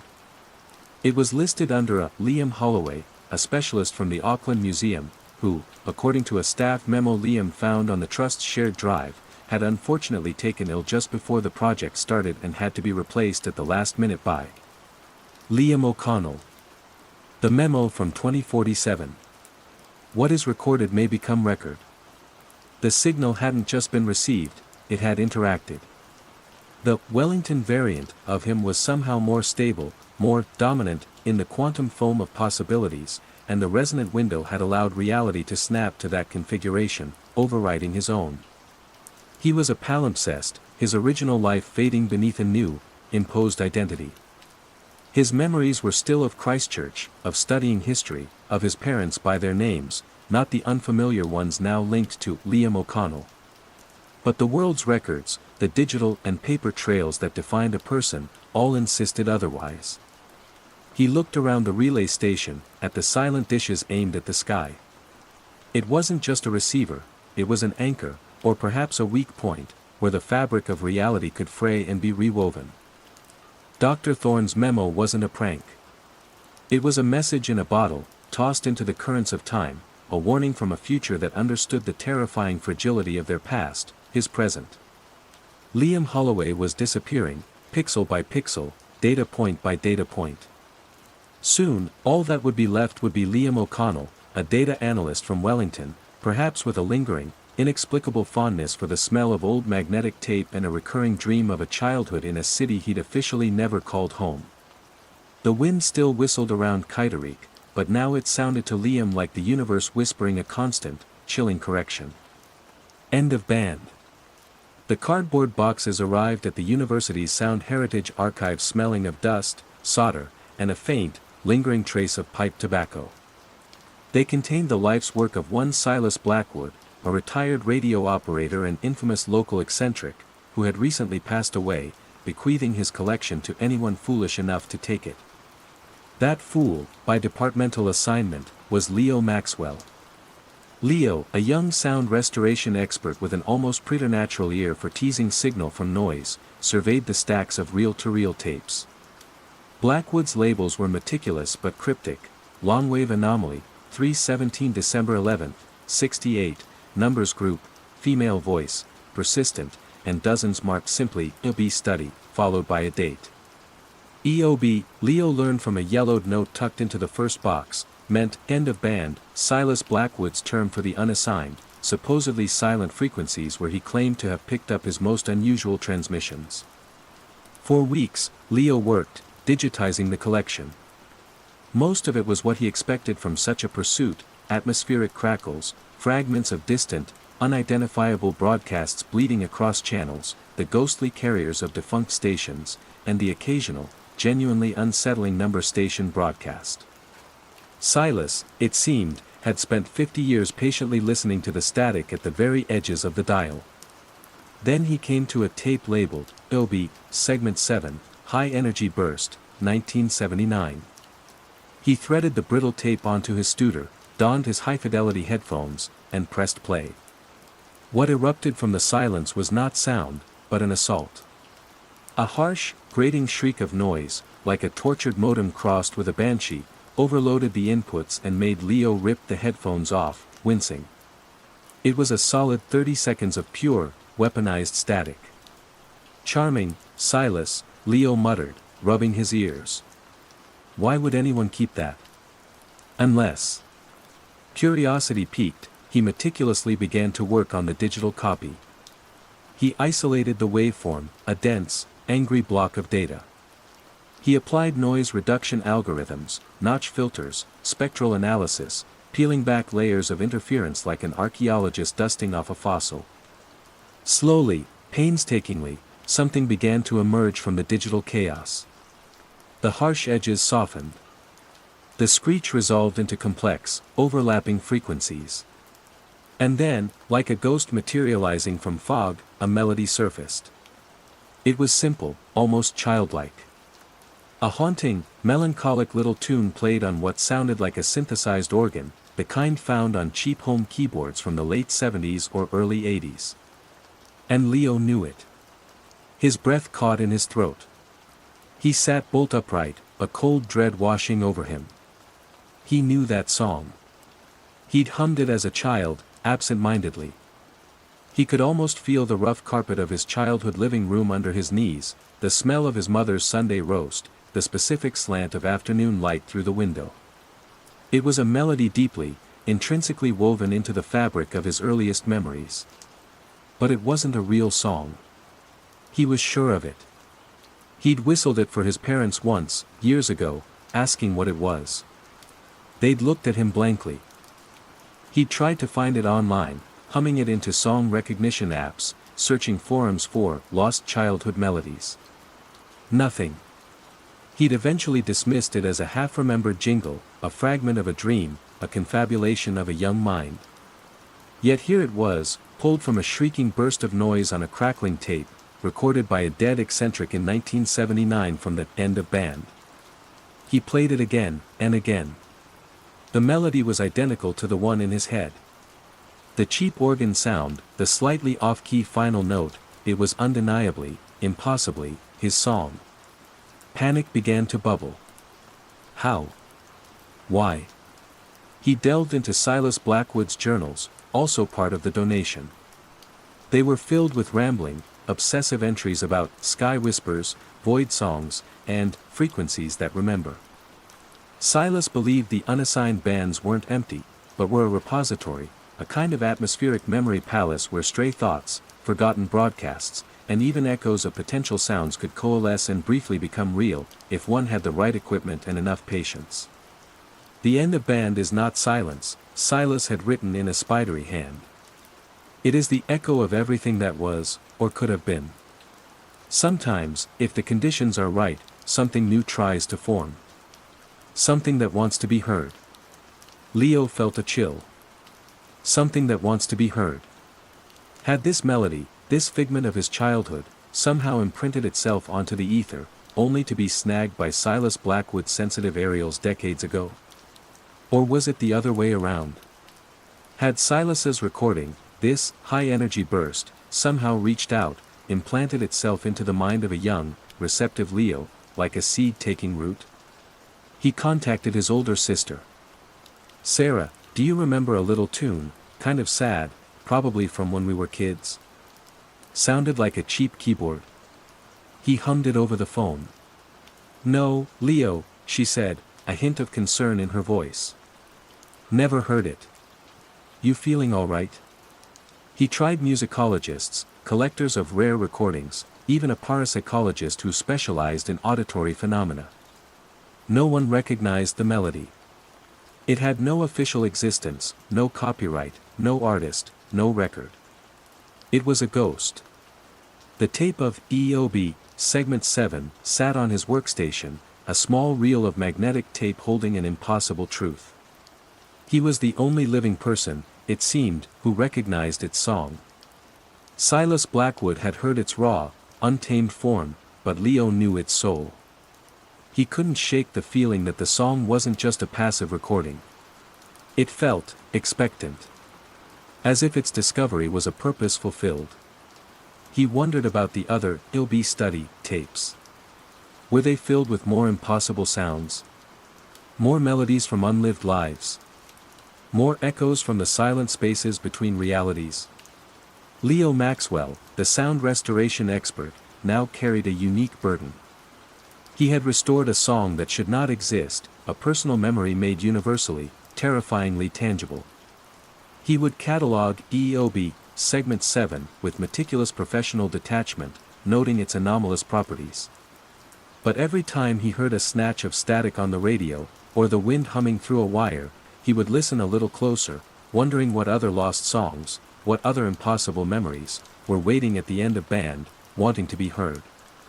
And he would always remember the little, sad melody that was his, and his alone, yet somehow captured from the void by a lonely man listening to the silence. The drum room. Fort Hayden clung to a perpetually mist-shrouded bluff overlooking the churning gray waters of the Strait of Juan de Fuca. A relic of Cold War paranoia, its concrete bunkers and rusted antenna arrays were slowly surrendering to the relentless Washington state elements. Elias Vance, an archivist with a penchant for forgotten military installations, had been contracted to catalog its remaining communication logs before the site was either fully reclaimed by nature or, worse, turned into a quirky wedding venue. His primary focus was the drum room, an underground communications chamber notorious even in its heyday for its unsettling acoustics. Cylindrical, built of dense, untreated concrete, and buried deep beneath the headland. Any sound uttered within it seemed to hang in the air, to multiply, to reflect back with an unnatural clarity and subtle distortion. Local lore, even amongst the stoic ex-military caretakers, spoke of whispers and a lingering sense of presence. Elias, a man of empirical bent, dismissed such talk. He set up his workstation amidst the silent, hulking radio consoles, their dials frozen, their vacuum tubes long cold. The air was chill, heavy with the smell of damp earth and ozone. The only sounds were the drip drip drip of water seeping through ancient cracks and the distant, mournful sigh of the wind around the bunker entrances far above. And his own voice, when he occasionally dictated a note. Log entry. Kilo Charlie 7, dated October 1962. His words bounced back, of course. October 1962, 62, 2. But then, softer, almost beneath the threshold of hearing, another echo, should have brought a heavier coat. Elias paused.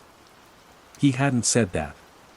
He frowned, peering into the shadowy curve of the room. Hello. Hello, hello, low. And fainter still, he's alone, alone. He shook his head. The acoustics. His own tired mind playing tricks in the profound isolation.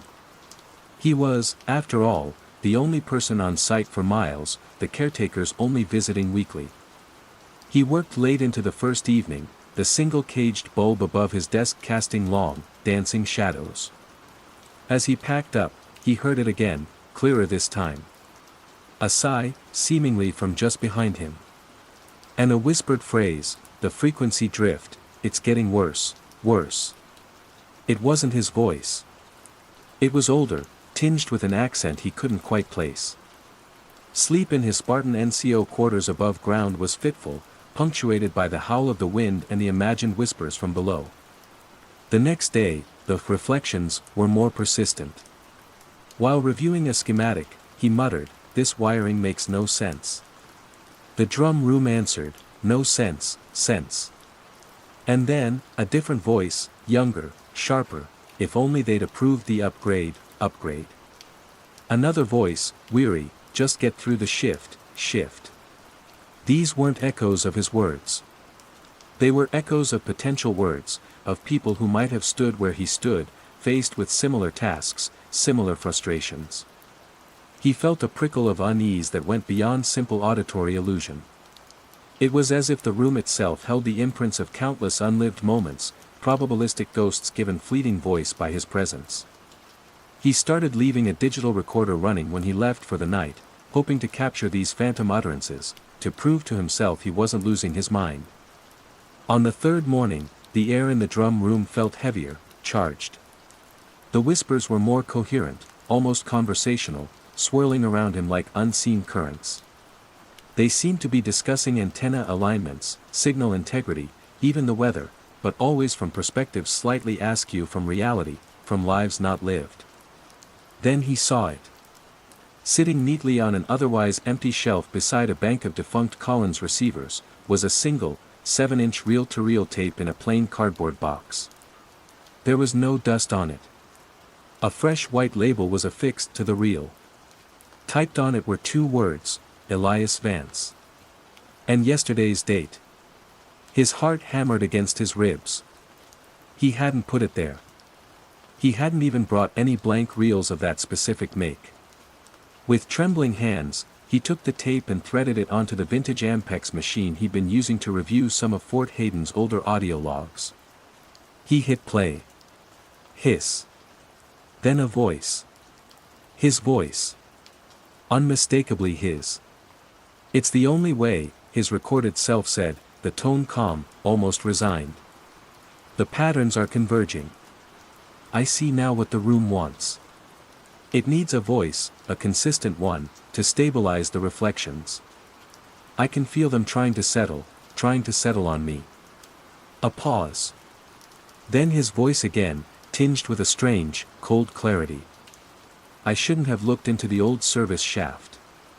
The resonance is strongest there. I think a part of me is already down there, listening." Elias ripped the headphones off, a strangled cry escaping him. He hadn't said those words. He hadn't thought those words. He hadn't even known there was an old service shaft. The tape wasn't a recording of the past. It was a recording of a potential. A potential Elias. And the drum room was somehow manifesting it. Or perhaps, guiding him towards it. He stared at the tape reel, then at the dark, curved walls of the chamber. The whispers seemed louder now, more insistent, and among them, he could discern a new, terrifying addition, his own voice, not from the tape player, but from the very air around him, echoing the chilling pronouncements he'd just heard. "Stabilize the reflections, part of me down there, listening." The drum room wasn't just echoing sounds. It was echoing possibilities, trying to solidify one. Every night, as the voices grew stronger, the room was narrowing its focus, tuning itself to him, trying to make him the conduit, the anchor for one of its spectral residents. Or perhaps it was trying to make one of his own potential, unrealized selves manifest. He knew, with a certainty that chilled him to the bone, that if he stayed, another tape would appear. And another. Each one a step closer to a version of Elias Vance that wasn't him, but could, terrifyingly, become him. The drum room was a crucible, and he was the raw material. He had to leave. Now. He didn't catalog another item. He didn't even pack his personal belongings. He fled the drum room, scrambled up the concrete steps into the gray, windswept daylight, the unnatural echoes of his own potential voice still ringing in his ears. He drove away from Fort Hayden without looking back, the oppressive weight of the place only lifting as the rusted antenna towers finally disappeared from his rearview mirror. He never found out about the service shaft. He didn't want to. Some doors, he now understood, were best left unopened, some echoes best left unheard. And some rooms, best left to their silent, resonant ghosts. The Resonance Lab. The archive of Professor Alastair Thorne, donated posthumously to Northwood University, was less a collection and more a bewildering sediment of a life lived at the fringes of known science. Julian Armitage, a junior archivist with a quiet patience, was assigned the Herculean task of cataloging it. Thorne, he'd learned, had been a physicist dabbling in parapsychology, or perhaps a parapsychologist with a dangerous grasp of physics. His resonance lab, as the boxes were labeled, was a jumble of custom-built electronics, esoteric texts, and notebooks filled with spidery script that veered between arcane mathematics and what looked like automatic writing. Weeks into the dusty endeavor, tucked beneath a pile of brittle schematics for a psychoacoustic modulator, Julian found it. A small, unassuming cube, perhaps 4 inches to a side, crafted from a dull, leaden-gray metal. It had no visible seams, no controls, no markings. It was surprisingly heavy.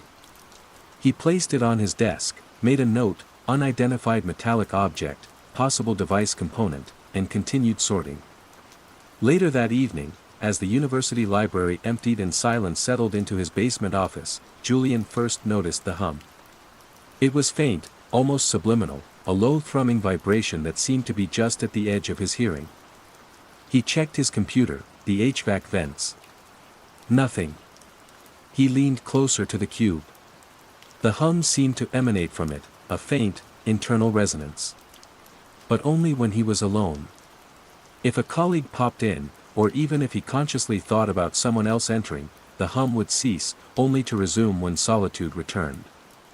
Strange.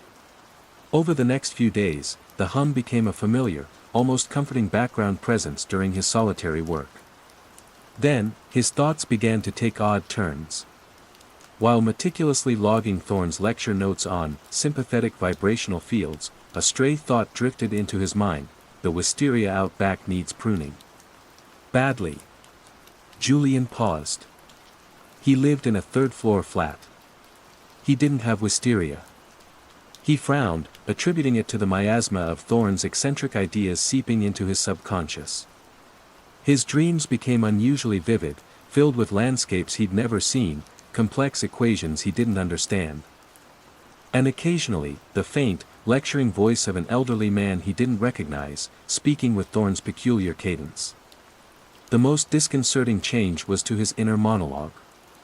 It had always been a quiet, internal stream of his own thoughts, anxieties, and observations. Now, it felt crowded. As he considered how to categorize a particularly bizarre device made of copper coils and quartz crystals, a voice, dry and slightly amused, commented in his mind, a rather crude attempt at a Curlian amplifier, wouldn't you say, Julian? Julian froze. He hadn't thought that. The tone, the vocabulary, it wasn't his. He looked at the metallic cube on his desk. It hummed softly. He started experimenting. He'd hold the cube, focus on it. The intrusive thoughts would become clearer, more insistent. He'd put it in a drawer, try to ignore it. The other voice would fade, but never entirely disappear, leaving a faint residue, like an afterimage on his mental retina. He realized with a growing horror, the cube didn't record sound. It didn't transmit. It resonated. It echoed thought. And somehow, it was echoing thoughts that weren't purely his own, or perhaps, it was amplifying latent aspects of Thorne's personality imprinted on the object, and those were now echoing within him. He scoured Thorne's journals for any mention of the cube. He found a cryptic entry: the resonator is complete. Passive amplification achieved. Subjectivity bleed is pronounced. Solitary coherence is key. Does not store. It reflects. It becomes a mirror for the mind nearest, and what that mind might brush against in the ether. Subjectivity bleed. Julian felt a cold dread. His mind was being subtly, persistently overridden. The other voice, he now suspected, was a fragment of Thorn himself, or perhaps an amalgam of minds Thorn had resonated with. It wasn't malicious, not actively. It was just, there. An unwanted tenant in his skull, offering unsolicited opinions, correcting his assumptions, sometimes even finishing his sentences in the privacy of his own head.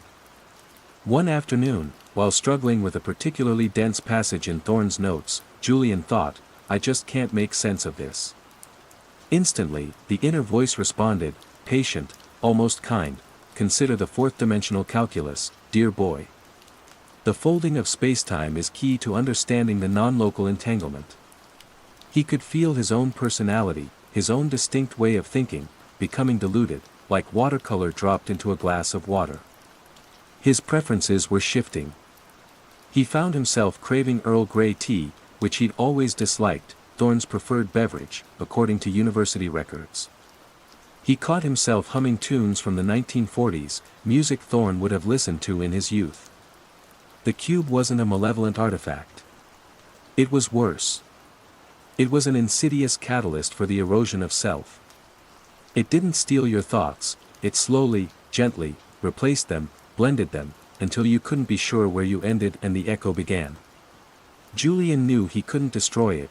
Thorn's notes hinted that a sudden disruption to an established resonance could be catastrophically destabilizing for the primary subject. Him. He couldn't give it to anyone else, not knowing what it would do to them. With a heavy heart, and a mind that felt increasingly like a shared space, he located a small, lead-lined box also from Thorn's collection, one specifically labeled Resonator Dampening Chamber. Thorn, it seemed, had understood the danger, or at least the need for containment. As he placed the humming cube inside the box and sealed the heavy lid, the intrusive, other voice in his head gave a final, wistful sigh, a pity. We were just beginning to understand the harmonics. Then, for the first time in weeks, Julian experienced something approximating mental silence. It was terrifying. The silence was vast, empty. He was alone in his head again, but the familiar landscape of his own mind felt alien, too quiet. He found himself questioning every thought, is this me? Or an echo of the echo? He recommended the lead-lined box, and its contents, be sealed in the university's deepest, most inaccessible vault. His report was deliberately vague, citing unstable esoteric energies and potential psychological hazards. Julian Armitage finished cataloging Professor Thorn's archive, but he was never quite the same. He carried the phantom sensation of the cube's hum, the memory of a shared consciousness. Sometimes, in moments of deep quiet, he would catch a fleeting thought, a turn of phrase, that wasn't entirely his own, a faint, lingering resonance from the lab where thoughts themselves could echo. The silent loop. The air in Mark Thorn's workshop always smelled faintly of burnt flux, old plastic, and the ozone tang of aged capacitors. He was a restorer of antique audio equipment, a digital undertaker for analog ghosts. His current commission was a grim one, a dozen dictaphone C200s from the recently shuttered Hollowdale Asylum, their fragile magnetic belts holding who knew what whispers of forgotten miseries. Most were beyond repair, their mechanisms seized, their belts snapped or hopelessly tangled. But Unit 17, its bakelite casing surprisingly intact despite a patina of grime, whirred to life with a gentle coaxing. Mark threaded a fresh listening tape, hit play, and adjusted his headphones. A woman's voice, brittle with anxiety, he watches, Doctor. Always. From the corners. Even when I close my eyes. Then a man's voice, calm, professionally soothing, Eleanor, we've discussed this. There's no one there. It's the medication, the stress. No, it's not the medication. It's the room. This room. It remembers things. A click. The recording ended. A standard therapy session snippet, Mark thought, albeit a chilling one. He made a note to label it, then rewound to check the playback consistency. He hit play again. Eleanor's voice, he watches, Doctor. Always. From the corners. Even when I close my eyes. The man, Eleanor, we've discussed this. There's no one there. It's the medication, the stress. No, it's not the medication. It's the room. This room. It remembers things. Click. Mark frowned. Had he misheard the first time? He has no face. The scratches on the wall change. He was certain those phrases hadn't been there. He played it a third time. Eleanor, he watches, Doctor. Always. From the corners. Even when I close my eyes. He has no face. The man, his tone a little sharper, Eleanor, this is becoming unhelpful. There's no one there. It's the medication, the stress. No, it's not the medication. It's the room. This room. It remembers things. The scratches on the wall, they change. A new sound, a faint, metallic scraping in the background, just before the click. Mark felt a cold knot tighten in his stomach. This wasn't a simple loop. The dictaphone wasn't just replaying, it was iterating. Each playback offered subtle, horrifying variations on a theme, like a nightmare that refines itself with each recurrence. Over the next few days, Mark became obsessed with Unit 17. He set up high-resolution digital recording equipment to capture each iteration. Eleanor's paranoia deepened with every loop. The faceless man became more active, his whispers more direct. The doctor's professional veneer cracked, revealing impatience, then fear, then a chilling resignation. New background sounds emerged, distant footsteps, a muffled cry, a door creaking open and then slamming shut. The device, Mark theorized with a growing dread, wasn't just playing back a corrupted memory. It was somehow generating new versions of Eleanor's final session, each more disturbing than the last. It was as if it were exploring every terrible possibility inherent in that last, desperate conversation, pulling them out of some awful, latent potential. Then, the influence began. He was listening to the 40th iteration. Eleanor's voice was a near whisper, raw with terror, "He's here now, Doctor." In the shadows by the window. He's telling me you can't leave either. The door, it's locked from the outside." The doctor's voice, a panicked stammer, "Nonsense, Eleanor, I have the key," a fumbling sound, then a choked gasp. Mark felt a sudden, overwhelming urge to check the lock on his workshop door. He found himself walking over to it, his hand trembling as he tested the deadbolt. It was secure, of course. But the compulsion had been undeniable. Later, while making coffee, he caught himself humming a strange, discordant tune. He stopped, puzzled. Where had that come from? Then he remembered, in iteration 27, a distorted music box melody had played faintly under Eleanor's sobs. The variations started to bleed into his reality. He'd find himself absently tracing patterns on his dusty workbench, patterns that mirrored the scratches on the wall Eleanor had described. He started waking in the night, convinced someone was standing in the corner of his bedroom, faceless and watching. He began to avoid looking directly at his own reflection, new, irrational fear Eleanor had developed around iteration 50. One morning, he played the latest loop. Eleanor's voice was eerily calm, devoid of emotion. "It's done, Doctor. He's part of the room now. Like I will be. Like the technician will be, the one who listens. He can't stop listening. He has to know how it ends." The doctor didn't reply. There was only silence, then the click. Mark felt a profound chill. The technician who listens. It was talking about him. He tried to stop. He unplugged Unit 17, put it in a box, shoved it to the back of a shelf. But the loops continued in his head. He'd hear Eleanor's voice when he was trying to sleep, new variations on her torment. He'd feel the phantom presence of the faceless man. His own thoughts became tangled with the narratives from the device. He found himself speaking with Eleanor's turns of phrase, feeling her specific anxieties as if they were his own. Desperate, he retrieved Unit 17. He had to know. He had to see it through. He pressed play. The tape whirred. Static. Then, his own voice, distorted, filled with a terror he didn't recognize.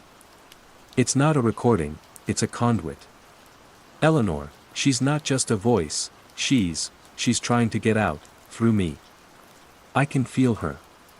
Then, a choked sound, and the familiar click. Mark stared at the dictaphone, his reflection a pale, haunted face in its polished bakelite. The device wasn't just creating new versions of Eleanor's past, it was now creating new versions of his present, a future where he succumbed to the same madness. The loop was expanding, ensnaring him.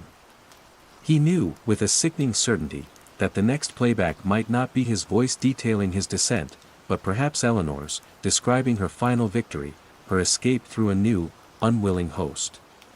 Or perhaps, just silence. The silence of a loop finally, horrifyingly, closed. The workshop, once his sanctuary, now felt like a cell, the hum of his equipment a prelude to the next iteration. Mark Thorne, restorer of audio ghosts, was becoming one himself, trapped in a silent, ever-changing loop with the last patient of Unit 17.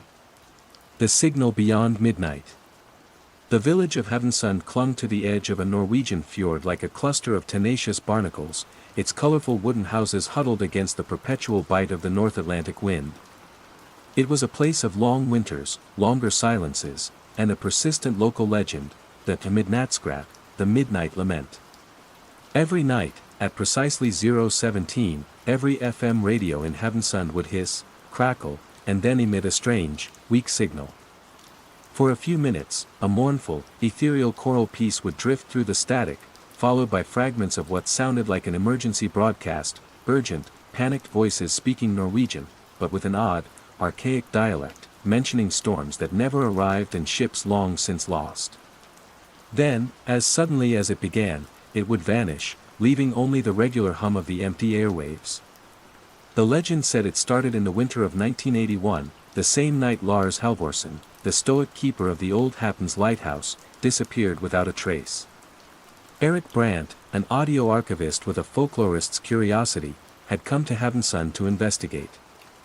He set up his sensitive recording equipment in a rented rorbull, a fisherman's cabin perched precariously over the dark water, its windows facing the skeletal silhouette of the decommissioned Happens lighthouse on the far headland. The first night, he experienced it.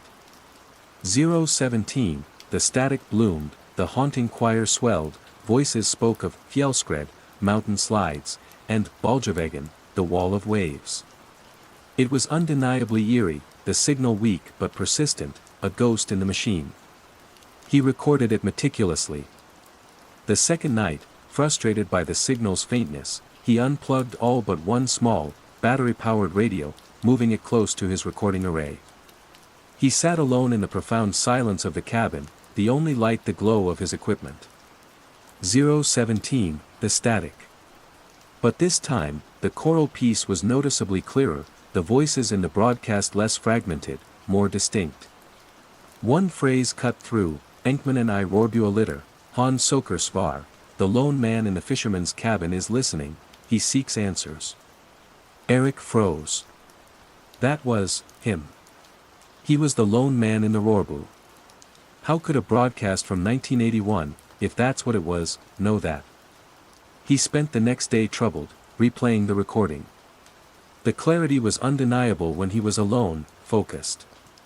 He noticed another detail, the choral music, while beautiful, had a strange, cyclical quality, almost like a lament trapped in a loop. The third night, driven by a mixture of trepidation and academic obsession, he ensured absolute solitude. He switched off his phone, covered the windows. The silence in the cabin was absolute, broken only by the sigh of the wind and the distant crash of waves against the fjord cliffs. 0:17, the signal bloomed, almost startlingly clear. The choir soared, achingly sad. Then the voice, calm, almost narrating, Morket Senkeer seg. Han sitter ved bordet, notet boken appen. Pennen I handen Hans.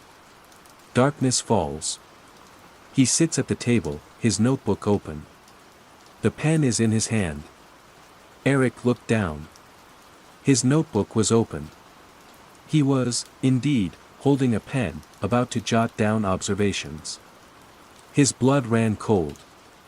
The broadcast wasn't just clearer, it was describing his present actions. He forced himself to write, signal describing my current actions. The radio voice continued, without pause, Han Scriver. Han treyer ikke på det han horror. Likevels gelver handen Hans. He writes. He does not believe what he hears. Yet his hand trembles. His hand was trembling. This wasn't a recording from the past. This was something else. Something interactive, something that was observing him, predicting him, or perhaps, directing him. The signal, he realized with a dawning horror, wasn't just a passive echo of Lars Halvorsen's disappearance, it was somehow connected to the listener, and it strengthened, sharpened, focused on the solitary mind. Over the following nights, the phenomenon intensified. The broadcasts didn't just describe his immediate actions, but his intentions, his fleeting thoughts, his unspoken anxieties. He considers walking to the lighthouse tomorrow. He fears what he might find. He had been contemplating just that, a morbid curiosity warring with a primal fear. The coffee is cold. He forgot it again, lost in the sound. He glanced at his mug, the coffee was indeed stone cold. The choral music remained the constant, the anchor, but the spoken words were becoming a terrifying, real-time commentary on his increasingly fragile psyche. He felt like a puppet, his strings pulled by an unseen, unheard force that manifested only through this spectral radio signal. He tried to rationalize. Was he subconsciously acting out what he expected to hear? Was the isolation, the folklore, the eerie setting playing tricks on his mind? But the precision, the uncanny accuracy of the predictions, defied such easy dismissal. He found Lars Halvorsen's logbook in the dusty village archive. The last entry, dated the night he vanished, was scrawled, almost illegible, the signal, it's not from the sea. It's from, inside. It knows. It wants, a voice, always a voice beyond midnight. Eric understood. The lighthouse, perhaps due to its location, its construction. Or some unknown technology Halvorsen had tinkered with, had become a focal point, an antenna for, something. Something that needed a conscious mind, a solitary observer, to fully manifest its broadcast. Halvorsen had become that voice, and now, it seemed, it was auditioning Eric. The latest broadcast, the previous night, had been the most chilling. After describing him meticulously cleaning his recording equipment, the voice had said, with a calm finality, Han vil forsøke stop Detective Han vil ga til fyret. Han vil ikke come tilbake. He will try to stop it. He will go to the lighthouse. He will not return. Today, the sky was a bruised purple, the wind a relentless shriek. Eric stood at the window of his rorbu, looking across the churning water at the Happens lighthouse. He knew he shouldn't go.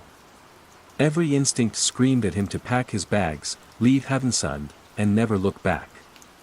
But the signal, it was a siren song, a puzzle demanding to be solved, even if the solution was his own unraveling. And deep down, a terrifying thought, what if the broadcast wasn't a prediction, but an instruction? What if he was no longer in control of his own actions? The pen was in his hand. His notebook was open. The darkness was falling. And the chorus was beginning to swell in his mind, even before the clock struck 0:17. The signal beyond midnight was waiting for its next voice. Library of Interference. The west wing of All Souls University Library had been sealed off since the asbestos scare of '87. Decades later, deemed safe but largely forgotten, its contents were a time capsule of academic detritus. Among them, discovered behind a collapsed shelf of pre-decimalization economics texts, was the Thornton collection, several dozen unmarked wooden crates filled with reel-to-reel audio tapes from the 1950s. No acquisition record existed. Professor Thornton, a name lost to departmental memory, had apparently been a prodigious, if undocumented, hoarder of sound. Dr. Eris Thorne, no relation to the infamous physicist, a fact he often had to clarify, was the university's specialist in archaic languages and phonetics. He was drawn to the Thornton collection by a peculiar notation on one of the few legible labels, acoustic artifacts, possible glossolalia studies. The tapes themselves were physically unremarkable, standard quarter-inch stock of the era. But when Eris played the first one, he was met not with speech, but with a dense, rolling barrage of radio frequency interference, pops, hisses, whistles, and a persistent, underlying crackle like bacon frying in a distant room. Disappointed, he almost dismissed the entire collection as poorly shielded recordings of ambient noise. Almost. Something in the rhythmic cadence of the static, a peculiar regularity to certain bursts, snagged his professional curiosity. He ran a segment through a high-resolution frequency spectrum analyzer. Buried deep beneath the layers of RF noise, almost imperceptible, were faint, rhythmic modulations. Human speech.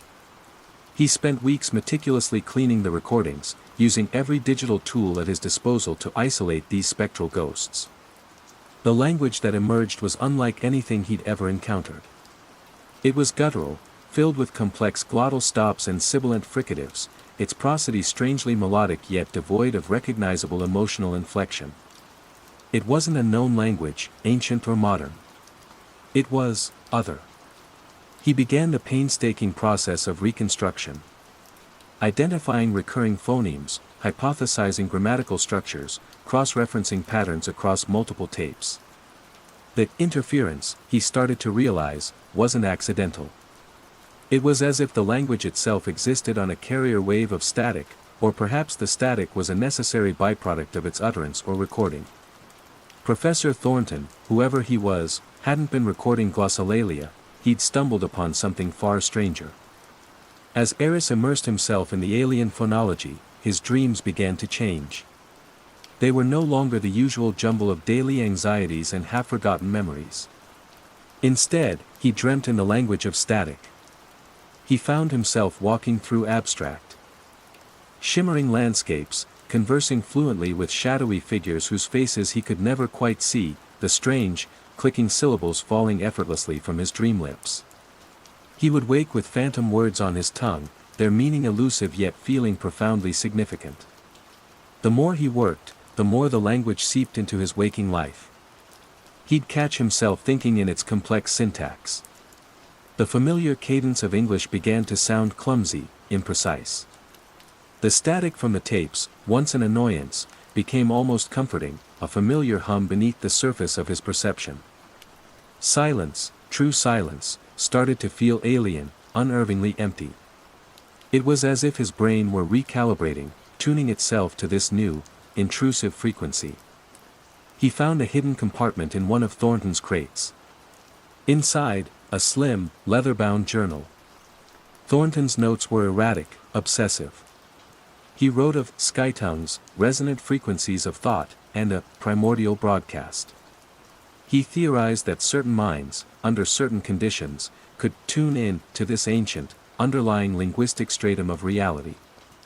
He believed the RF interference wasn't a flaw in his recordings, but a shield, or perhaps a necessary conduit. The noise protects, Thornton had scrawled. Without it, the pure signal would overwrite. The old words are too strong for unprepared minds. Eris felt a chill. Was he becoming prepared? The language was no longer just an academic puzzle, it was becoming a part of him. He found himself understanding fragments of the recorded speech before he'd fully transcribed or analyzed them, an intuitive leap that bypassed conscious effort. The meaning wasn't always clear in terms of direct translation, but he felt the intent, a sense of ancient longing, of vast, cold distances, of intricate, alien taxonomies. One evening, working late in his office, surrounded by the gentle hiss of a playing tape, he was idly sketching phonetic symbols. He looked down at his notepad.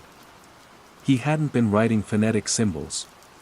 He had written a sentence, several lines long, in perfectly formed characters he'd never consciously learned, but which he instantly recognized as a written form of the language of static. He could read it. It was a lament for a lost star system. The realization struck him with the force of a physical blow.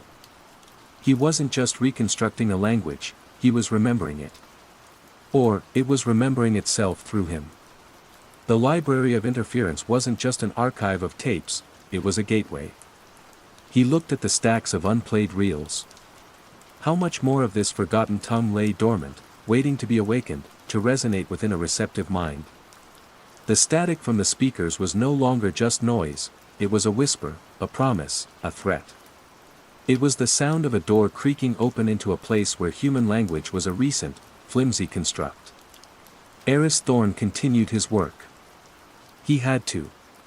The language was in him now, a silent hum beneath his thoughts, a dream syntax shaping his perception. The familiar comfort of his native English was receding, replaced by the vast, intricate, and terrifyingly resonant patterns of the static.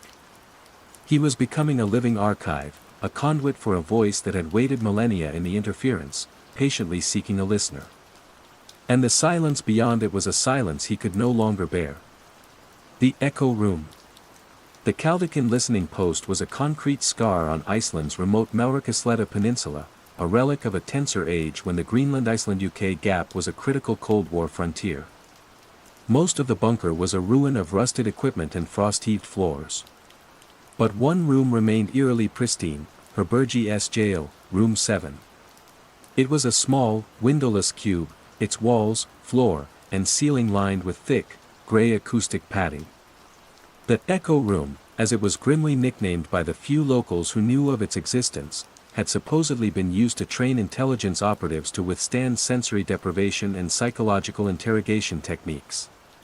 Dr. Finn Ulrichsen, an archivist specializing in Cold War SIGINT, signals intelligence, outposts, had been granted rare access.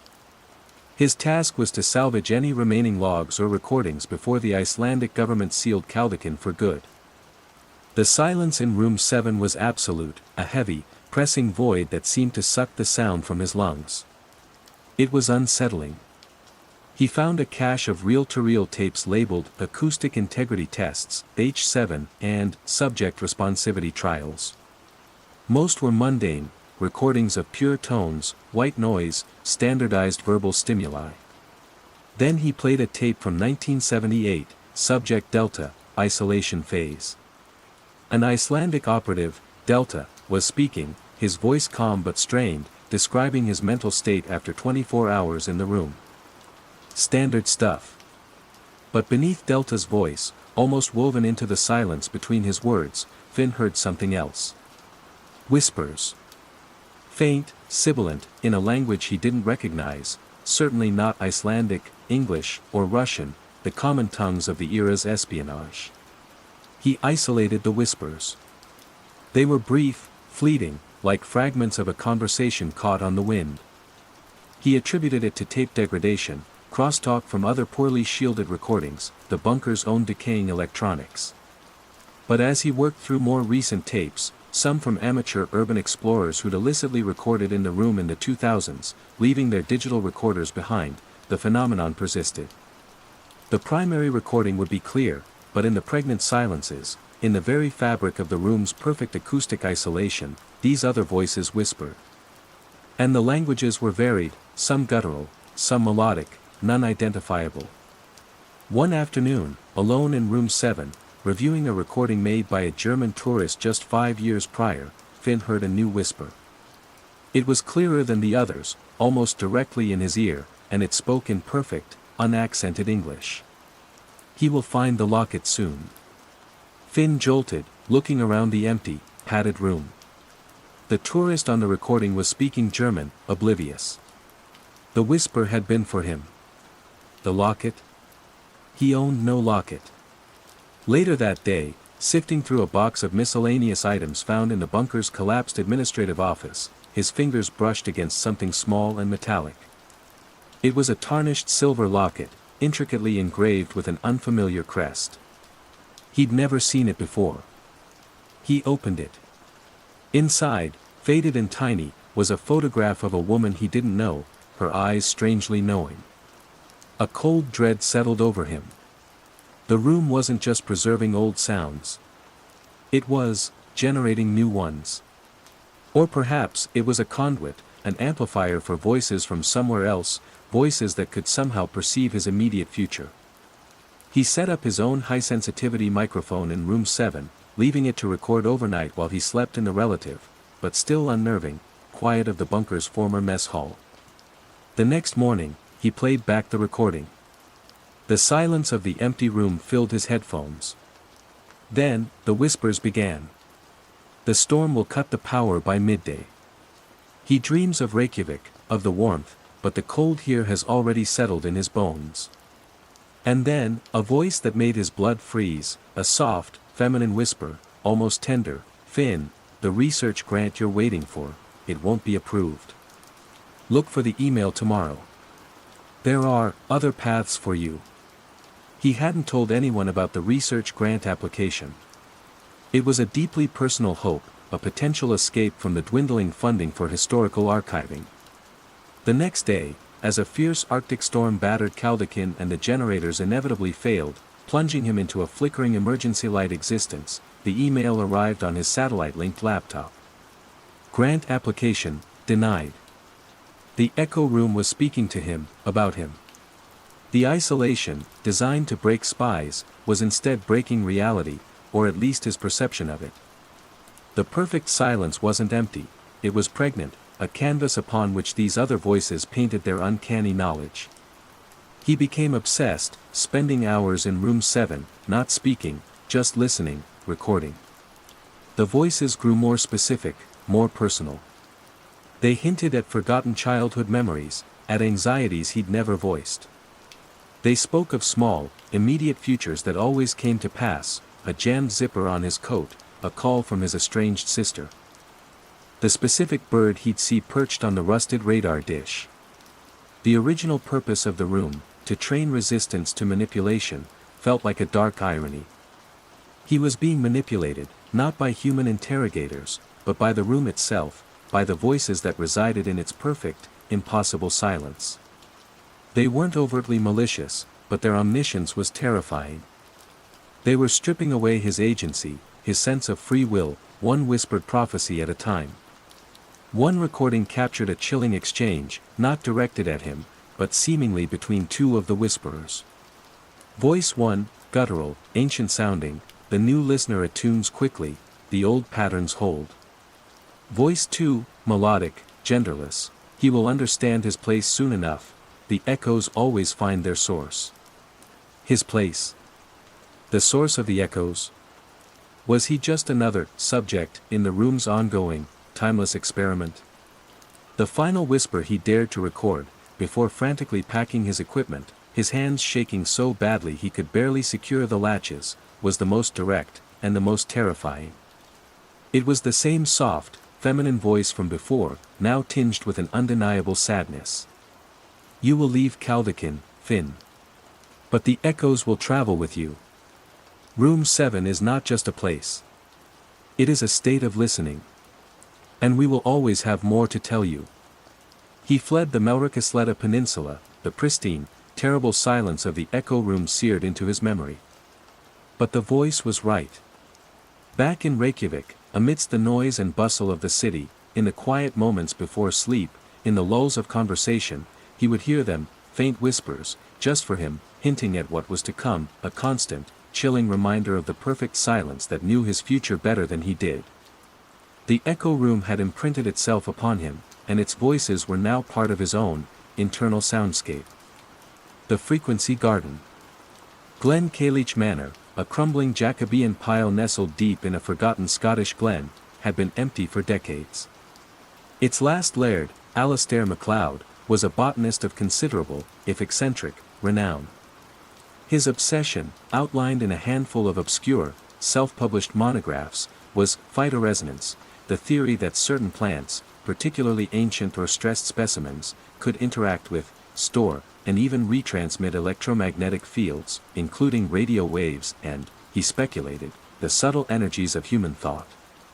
Daniel Ashton, a field archivist specializing in documenting at-risk historical sites through photography and sound recording, was tasked by a distant MacLeod relative with creating a record of the estate before it was sold off. His primary interest, and the source of the commission's modest funding, was Laird MacLeod's infamous Frequency Garden, a sprawling, dilapidated greenhouse at the rear of the manor. The greenhouse was a marvel of eerie decay. Panes of glass were missing, replaced by creeping ivy. But winding through the overgrown beds, snaking around rusted iron supports, and terminating in strange, spiraling antennae that poked through the broken roof, was an intricate network of copper wiring. MacLeod, it seemed, had attempted to turn his greenhouse into a giant organic receiver. Most of the plants were long dead, desiccated husks and skeletal branches reaching like pleading hands. Yet, an odd stillness pervaded the place, a silence that felt charged, expectant. Daniel set up his high-sensitivity microphones and wide-spectrum EM field detectors. Initially, his recordings captured only the wind sighing through the broken panes, the drip of water, the scuttling of unseen creatures. The EM detectors registered faint, erratic background radiation, nothing unusual for such a remote location. Then, Daniel decided to experiment. He had with him a portable playback system and a library of archival sound effects. Curious about MacLeod's theories, he played a recording of a thunderstorm through small speakers placed amongst a patch of withered, thorny shrubs, their bark almost metallic in hue. As the recorded thunder rumbled, the needles on his EM detector flickered wildly around the dead plants. And through his headphones, he heard it, a faint, dry rustling, like autumn leaves skittering across stone, even though there was no breeze within the greenhouse. He stopped the recording. The rustling ceased. The EM field settled. Intrigued, he tried other sounds. A recording of Gregorian chants played near a cluster of blackened, twisted heather seemed to elicit a faint, almost inaudible hum from the copper wiring woven around their roots. A snippet of a 1940s radio news broadcast near a desiccated rose bush produced a series of soft, rhythmic clicks from its thorny stems, almost like Morse code. The plants, even in their dead state, were responding. Or rather, the intricate copper network, perhaps interacting with the unique mineral composition of the soil and the residual organic structures, was resonating with the sound waves. Then came the whispers. He was playing a recording of traditional Gaelic lament, its mournful melody filling the greenhouse. He was focused on photographing a particularly strange, crystalline fungus growing on a dead rowan tree. Suddenly, through his headphones, beneath the music, he heard a faint, female voice, speaking in heavily accented English, "He never forgave me for the lost locket, the silver one with the thistle." Daniel froze. He rewound his recording of the greenhouse ambience. The whisper was there, undeniably. It wasn't on the original lament recording. It had originated within the greenhouse, seemingly from the vicinity of the rowan tree. And it wasn't his memory. He knew nothing of a lost locket or a thistle. Over the next few days, the phenomenon intensified. As he played different sounds, the dead garden would respond not just with rustles and hums, but with these fleeting, whispered memories. A burst of classical music near a petrified patch of foxgloves, the letter arrived too late, the ink blurred by tears. A man's voice, frail and regretful. The sound of children laughing played near a dead apple tree. She always climbed too high, scraped her knees, but her smile, a woman's voice, warm with affection, laced with sadness. These weren't Daniel's memories. They felt old, tinged with the emotions of lives long past. He suspected they were MacLeod's, or perhaps memories of those who had once walked these grounds, somehow imprinted upon the frequency garden, stored in the strange symbiosis of plant, soil, and copper. The sound recordings he played weren't just stimuli, they were like tuning forks, striking a resonant frequency that unlocked these trapped echoes. He found MacLeod's greenhouse journals, tucked away in a rotting wooden chest. The Laird wrote of sympathetic vibrations, of plants as silent witnesses, their cellular structures capable of holding emotional residue when amplified by his copper array. He believed certain sounds could excite these dormant imprints, causing them to speak. The garden remembers, MacLeod had written. It holds the whispers of joys and sorrows. One need only listen with the right frequency, the right intent. Daniel began to feel a profound unease. He was an archivist of physical spaces, of tangible artifacts. But here, he was archiving echoes, emotions, fragments of forgotten lives. And the garden seemed to be listening back. One evening, as dusk settled and the shadows in the greenhouse deepened, he was playing a simple recording of birdsong. A new whisper emerged, clearer than before, very close to his microphone, which was placed near a large, dead rhododendron whose leaves were curled like ancient scrolls. It was a child's voice, filled with a curious innocence. The new man, he has kind eyes. Does he know about the hidden room behind the library? The one with all the maps. Daniel's blood turned to ice. He had been idly wondering about a boarded-up section of the manor library earlier that day, a fleeting thought. He had kind eyes. How could these whispers know that? How could they reflect his own unspoken curiosities? The frequency garden wasn't just replaying old memories. It was somehow interacting with his consciousness, his presence. The plants, the wires, the very soil, seemed to be forming a subtle, resonant circuit with his mind. He tried to record silence, to capture the garden's baseline. But even in the absence of his playback, faint whispers now threaded through the static of his recordings, fragments of his own recent thoughts, his anxieties about the project, even lines from songs he'd been humming. The garden was echoing him. Daniel Ashton completed his photographic survey, his audio recordings now a chilling testament to MacLeod's impossible theories. He documented the copper wiring, the strange antennae, the desiccated flora. But his final report to the MacLeod estate was carefully edited, omitting the true nature of the whispers. Who would believe him? He left Glen Caillich Manor with a profound sense of disquiet. The silence of the normal world felt thin, artificial. He found himself listening intently to the rustle of leaves in city parks, the hum of electricity in buildings, wondering what unheard memories they might hold. The frequency garden had changed him.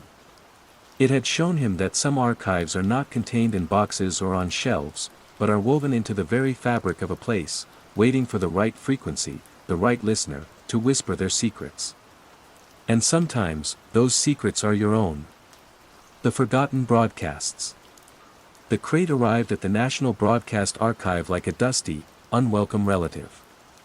Brown cardboard, bound with yellowed string, it bore no return address, only a faded postmark from rural Suffolk, dated October 1978. Inside, nestled amongst moth-eaten packing straw, were 24 7-inch reels of magnetic tape, their labels blank, their origins a mystery. Arthur Ainsworth, a senior archivist with an encyclopedic knowledge of British broadcasting history, was assigned the task of identifying them. Probably just off-air recordings of old sitcoms or something, his supervisor had said dismissively. Bin them if they're duds. Arthur, however, was a completist. He threaded the first reel onto a Studer A80 in his soundproofed listening booth.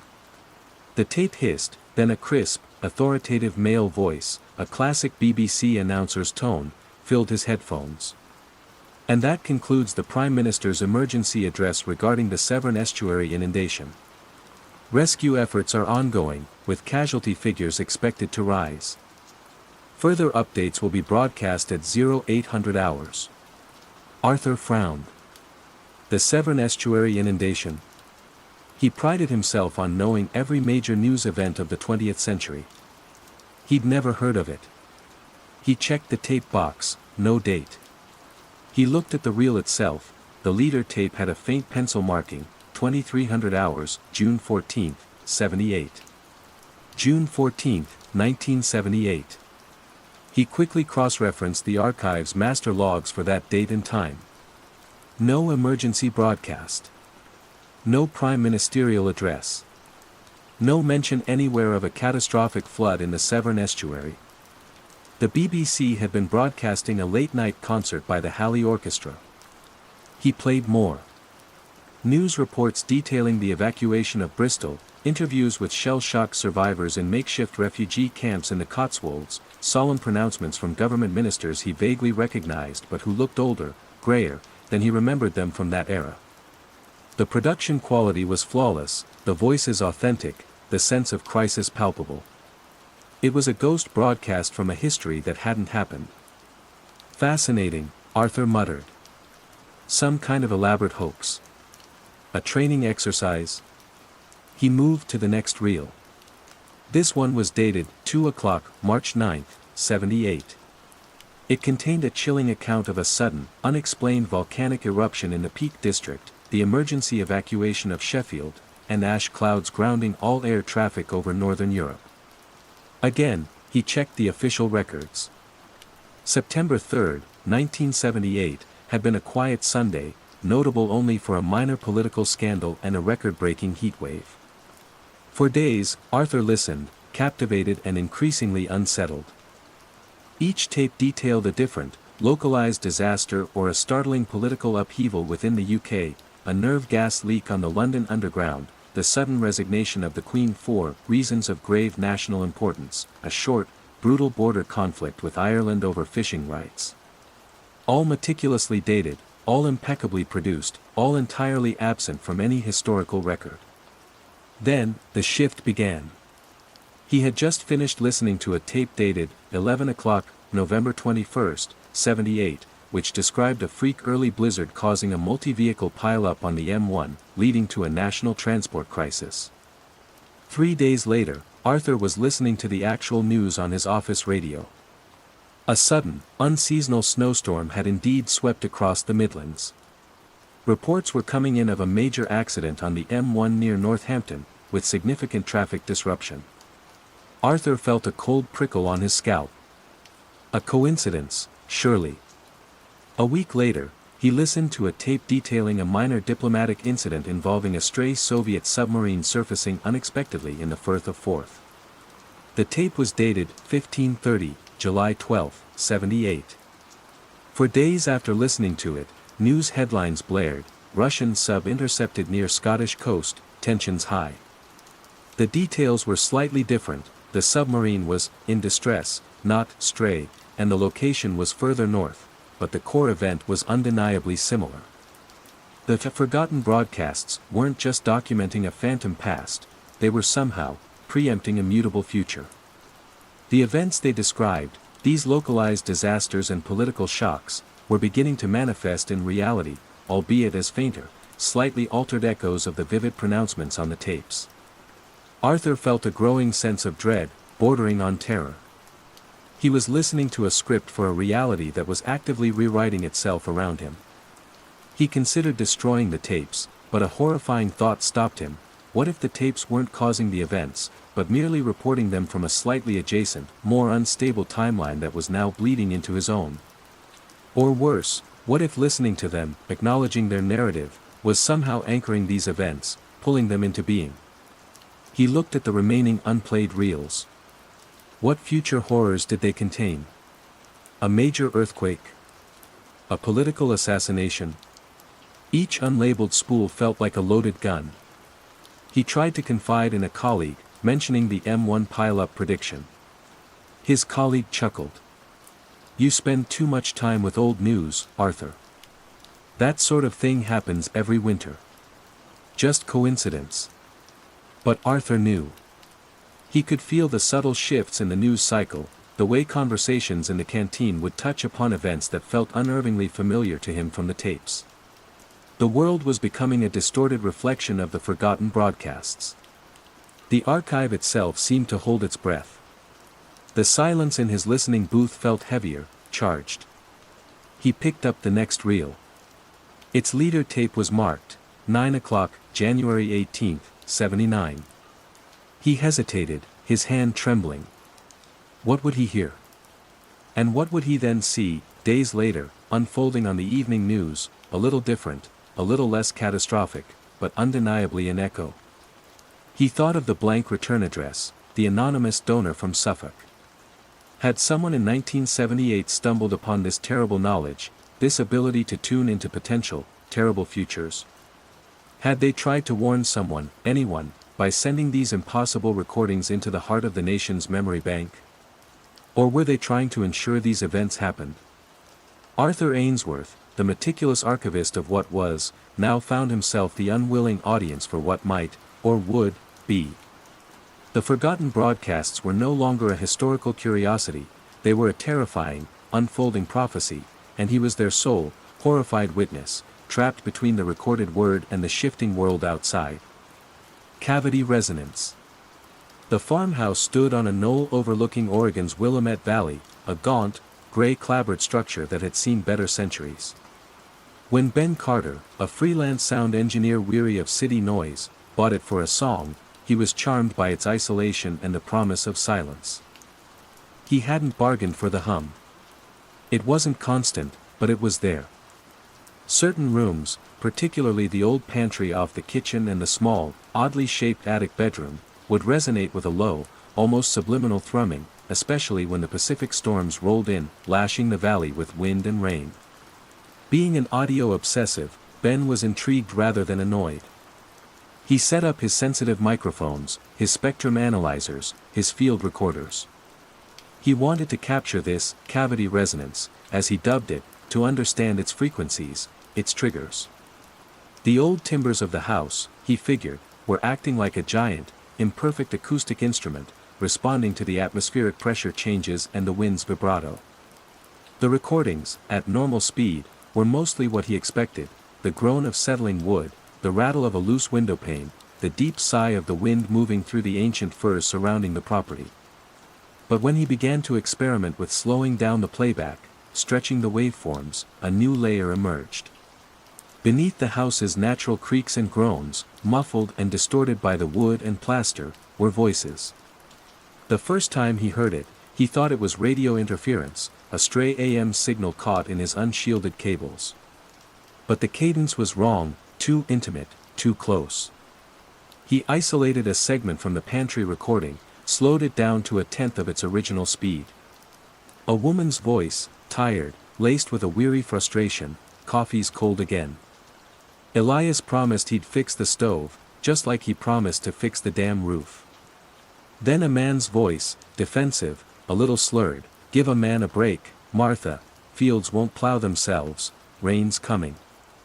Ben sat back, a prickle of unease on his neck. Martha?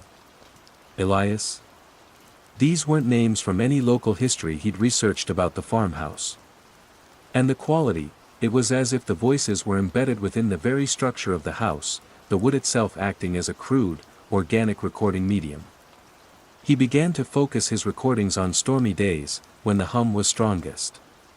Each room seemed to hold different fragments. The attic bedroom yielded a child's voice, humming a simple, melancholy tune, punctuated by the soft thud of a ball against a wall. The main parlor, with its cavernous fireplace, offered snippets of a formal, stilted conversation about land deeds and market prices, overlaid with the clink of teacups. The most disturbing discovery was the repetition.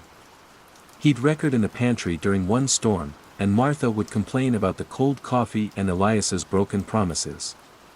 He'd record during the next storm, weeks later, and the same conversation would unfold, but with subtle differences.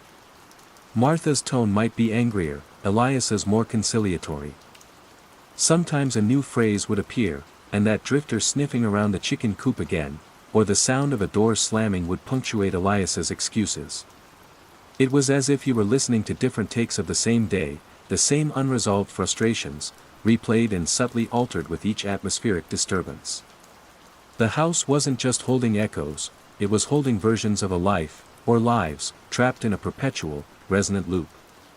He delved into local archives, but found no record of an Elias or Martha ever owning the property in its documented history. The names felt older, from a time before meticulous records, perhaps. Or perhaps they weren't names of the past at all. The idea began to form in Ben's mind, chilling and persistent: what if these weren't just echoes of people who once lived there? What if, through some freak of acoustic physics and the house's peculiar construction, he was tuning into a different temporal layer, a day perpetually lived out by these spectral residents, existing in parallel, just out of phase with his own reality. The house itself felt different now. The creaks and groans were no longer benign. The hum, when it started, felt like a prelude, a tuning of an unseen orchestra about to play its sorrowful, repetitive symphony. He started to feel like an intruder, not in a physical space, but in someone else's unchanging, miserable Tuesday. One particularly violent storm, the hum in the attic bedroom was almost a physical pressure. He left his recorder running, then retreated downstairs, unnerved. The next morning, he played back the recording. The child's humming was there, but overlaid with a new sound, frantic footsteps, a door being thrown open, and then Martha's voice, raw with terror, not muffled this time, but sharp, immediate, as if she were standing right beside the microphone. "Elias. He's gone. The boy's gone. The window, it's open." Then, a man's guttural cry of despair, followed by the sound of shattering glass. The recording ended abruptly in a wash of static. Ben felt sick. This wasn't just a different take. This was a different outcome. A tragic one. Had his listening, his focused attention, somehow amplified or altered their loop? He began to notice subtle changes in the house itself. A faint, unplaceable scent of wood smoke in the attic, even though the fireplace hadn't been used in decades. A cold spot in the pantry that seemed to linger, regardless of the room temperature. He'd catch fleeting movements out of the corner of his eye, shadows that didn't quite belong. The cavity resonance of the old farmhouse was more than just an acoustic phenomenon. It was a window, or perhaps a bleeding wound, between times, between realities. Ben Carter, the sound engineer, had sought silence and found instead a chorus of trapped lives, their looped day playing out in the very walls around him. He was no longer sure if he was recording the past, or eavesdropping on a terrible, ongoing present he could never truly reach, but which could, chillingly, reach out to him. The hum of the house was no longer a curiosity, it was a warning. The drowned channel. The great spring flood of '23 had been a disaster for the sparsely populated valleys of rural Maine. Rivers had surged, dams had strained, and one, the old Hemlock Creek Dam, had spectacularly failed. As the waters receded, they revealed something no living soul remembered, the spectral bones of Acres Eddy, a small logging town submerged for nearly 70 years, its existence relegated to faded maps and the memories of a few very old-timers. Among the silk-caked artifacts recovered by the hastily assembled Federal Historical Preservation Unit was a surprising find, the rusted, mud-filled chassis of what looked like a 1950s radio transmitter, unearthed from the ruins of what had clearly been the town's general store. Against all odds, and primarily as a technical challenge, the unit's resident electronics wizard, a quiet man named Silas, managed to restore it. Lena Hansen, an archivist seconded from the state archives, was tasked with monitoring any signals the resurrected transmitter might pick up, mostly as a historical curiosity. She set it up in a temporary FEMA trailer near the edge of the still-draining reservoir, the air thick with the smell of damp earth and decay. The transmitter was connected to a modern receiver and recording array. For days, there was only static, the occasional crackle of atmospheric discharge. Lena patiently logged the silence, assuming the project was a bust. Then, one overcast afternoon, a faint carrier wave emerged from the hiss. A moment later, a voice, thin and tinny, like an old '78 record. "Tell ya, Mildred, that new fella from Boston, the one staying at the inn. Got shifty eyes, if you ask me. And his car, ain't seen one like it." Another voice, female, equally distant, "Now, Earl, don't go starting rumors. He's probably just here for the fishing, like they all are." Lena froze. The dialect was archaic, unmistakably Maine, but the cadence, the turns of phrase, they sounded like they were lifted straight from a bygone era. And Mildred and Earl. Those were names from the Acres Eddy census records she'd been reviewing. More voices faded in and out, discussions about the price of lumber, complaints about the poor telephone service, someone humming a popular tune from the early 1950s. It was as if she were eavesdropping on the daily life of Akers Eddy, a town that had been under 30 feet of water for her entire lifetime. She cross-referenced the dates mentioned, last Tuesday's town meeting, the shipment due in on the 15th. They aligned with current dates. Her current dates, not those from 70 years ago. The drowned town was somehow broadcasting its present, not its past. The signal was strongest when fog rolled in from the lake, blanketing the exposed mudflats where Akers Eddy once stood. It was as if the moisture in the air acted as a better conductor for these impossible transmissions. Then came the phone-in attempts.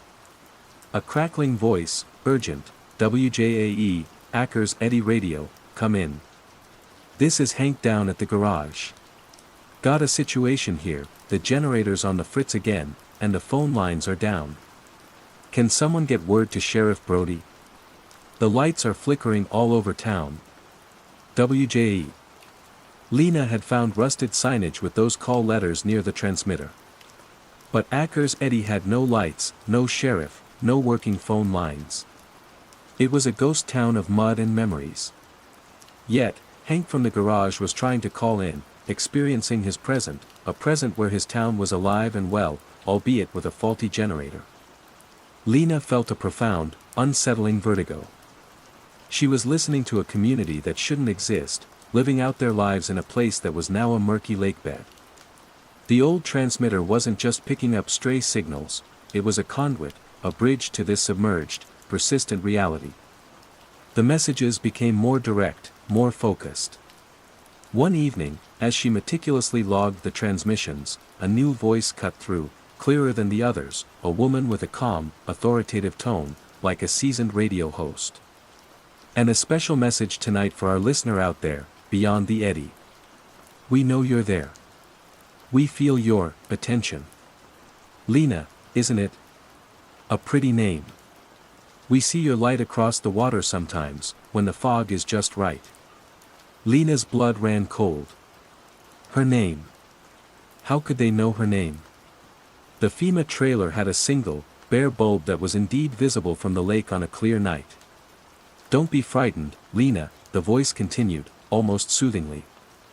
We've been broadcasting for a long time.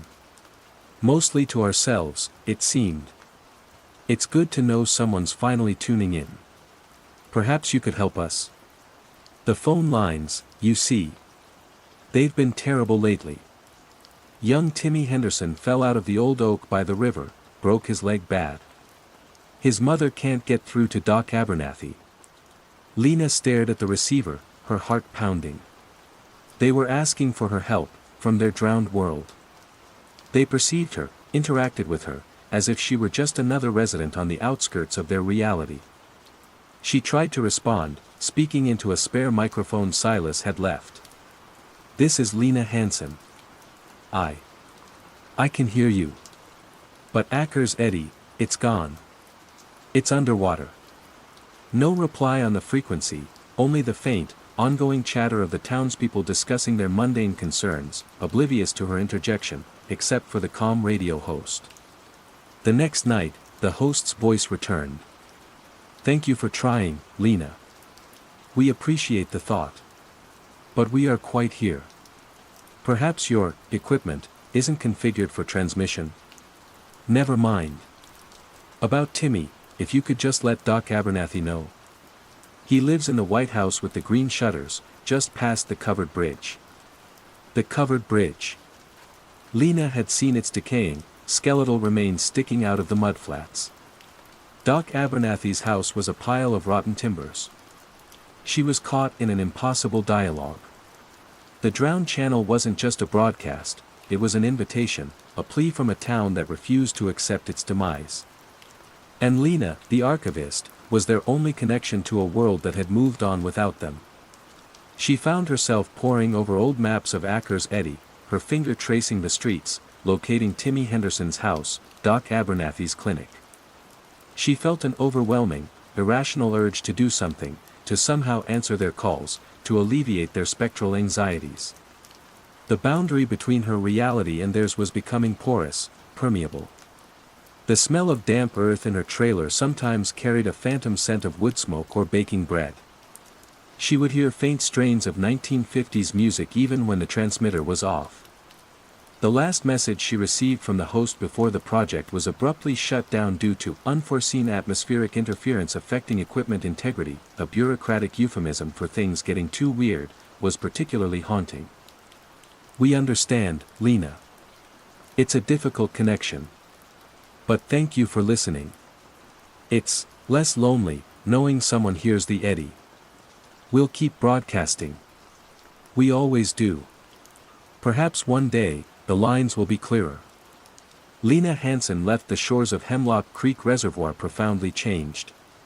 She carried with her the knowledge of Acker's Eddy, a town not lost, but merely out of phase, its residents living out their spectral lives, their voices carried on a drowned channel, forever waiting for someone to tune in, to acknowledge their persistent, impossible existence.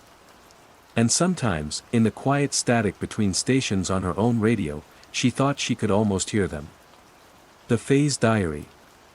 The hard drive had come from a box of miscellaneous electronics recovered from a university lab that had suffered a minor fire, mostly water damage, the acquisition note had stated.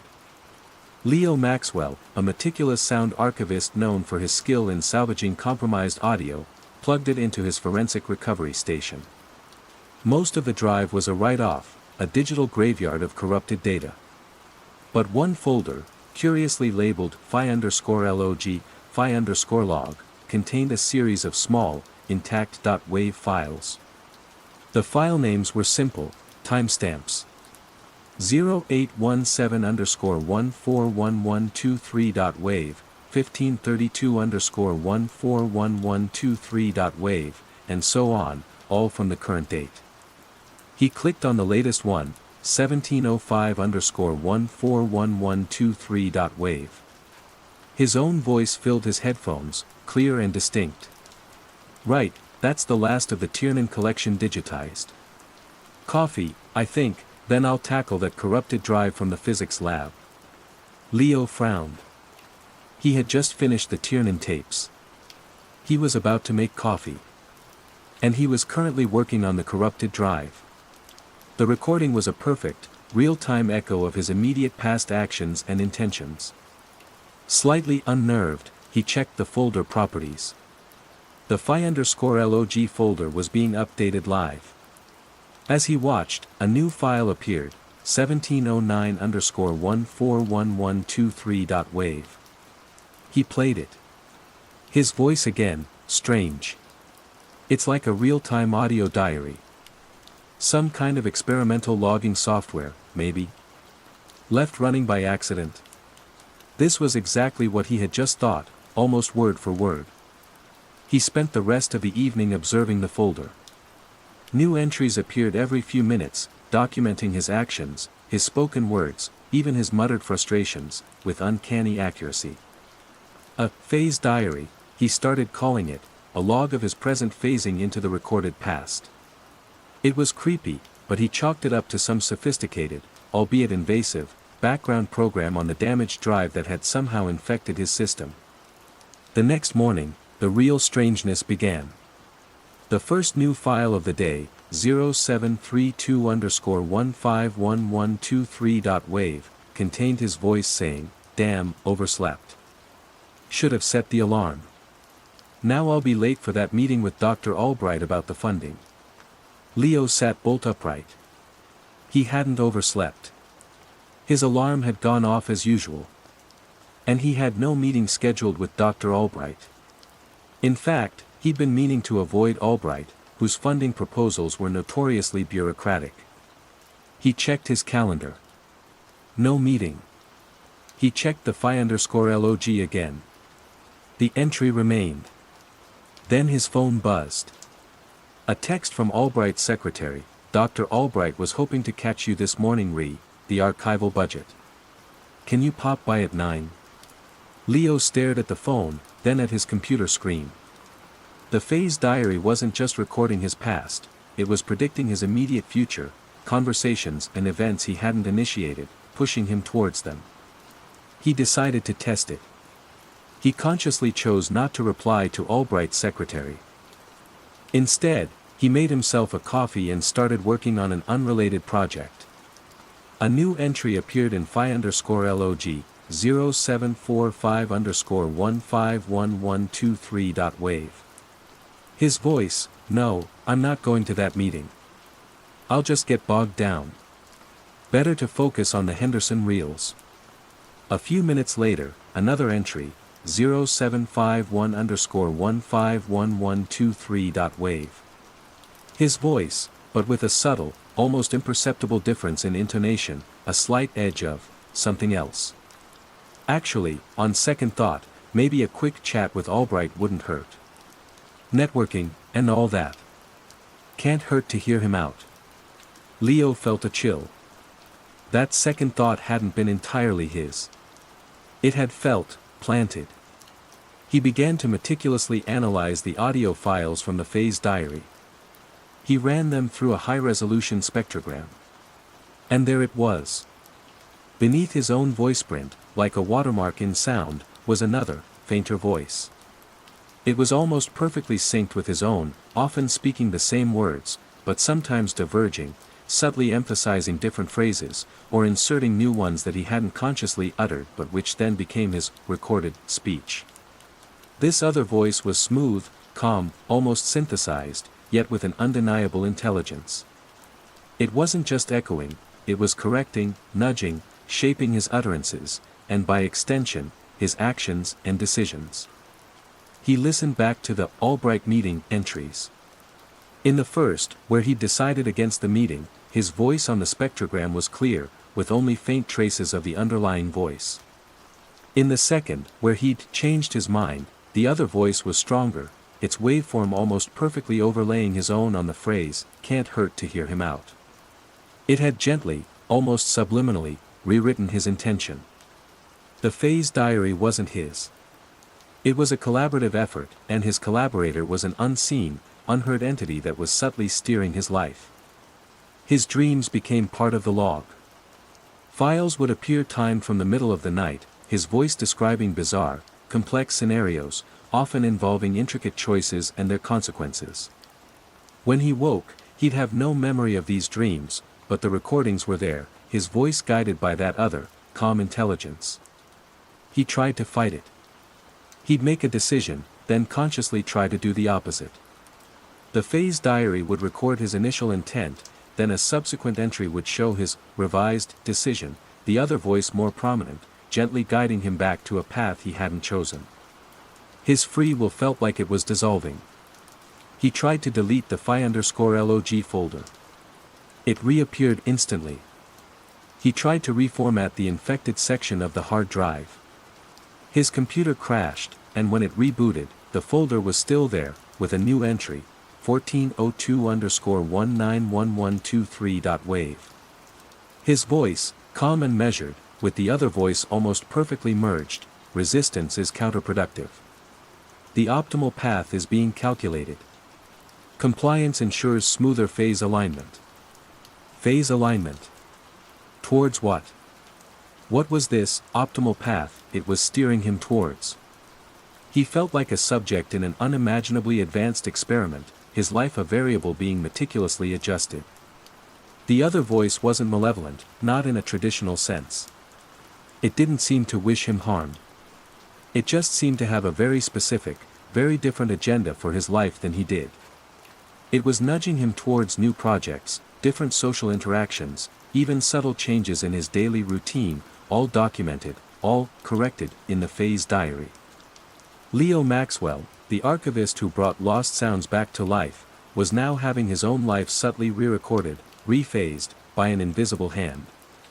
He was living a life increasingly not his own, every word and action preempted, then guided, by the calm, corrective voice layered just beneath his own, a constant, chilling whisper in the spectrogram of his existence. The phase diary continued to grow, a testament to a will that was no longer entirely his.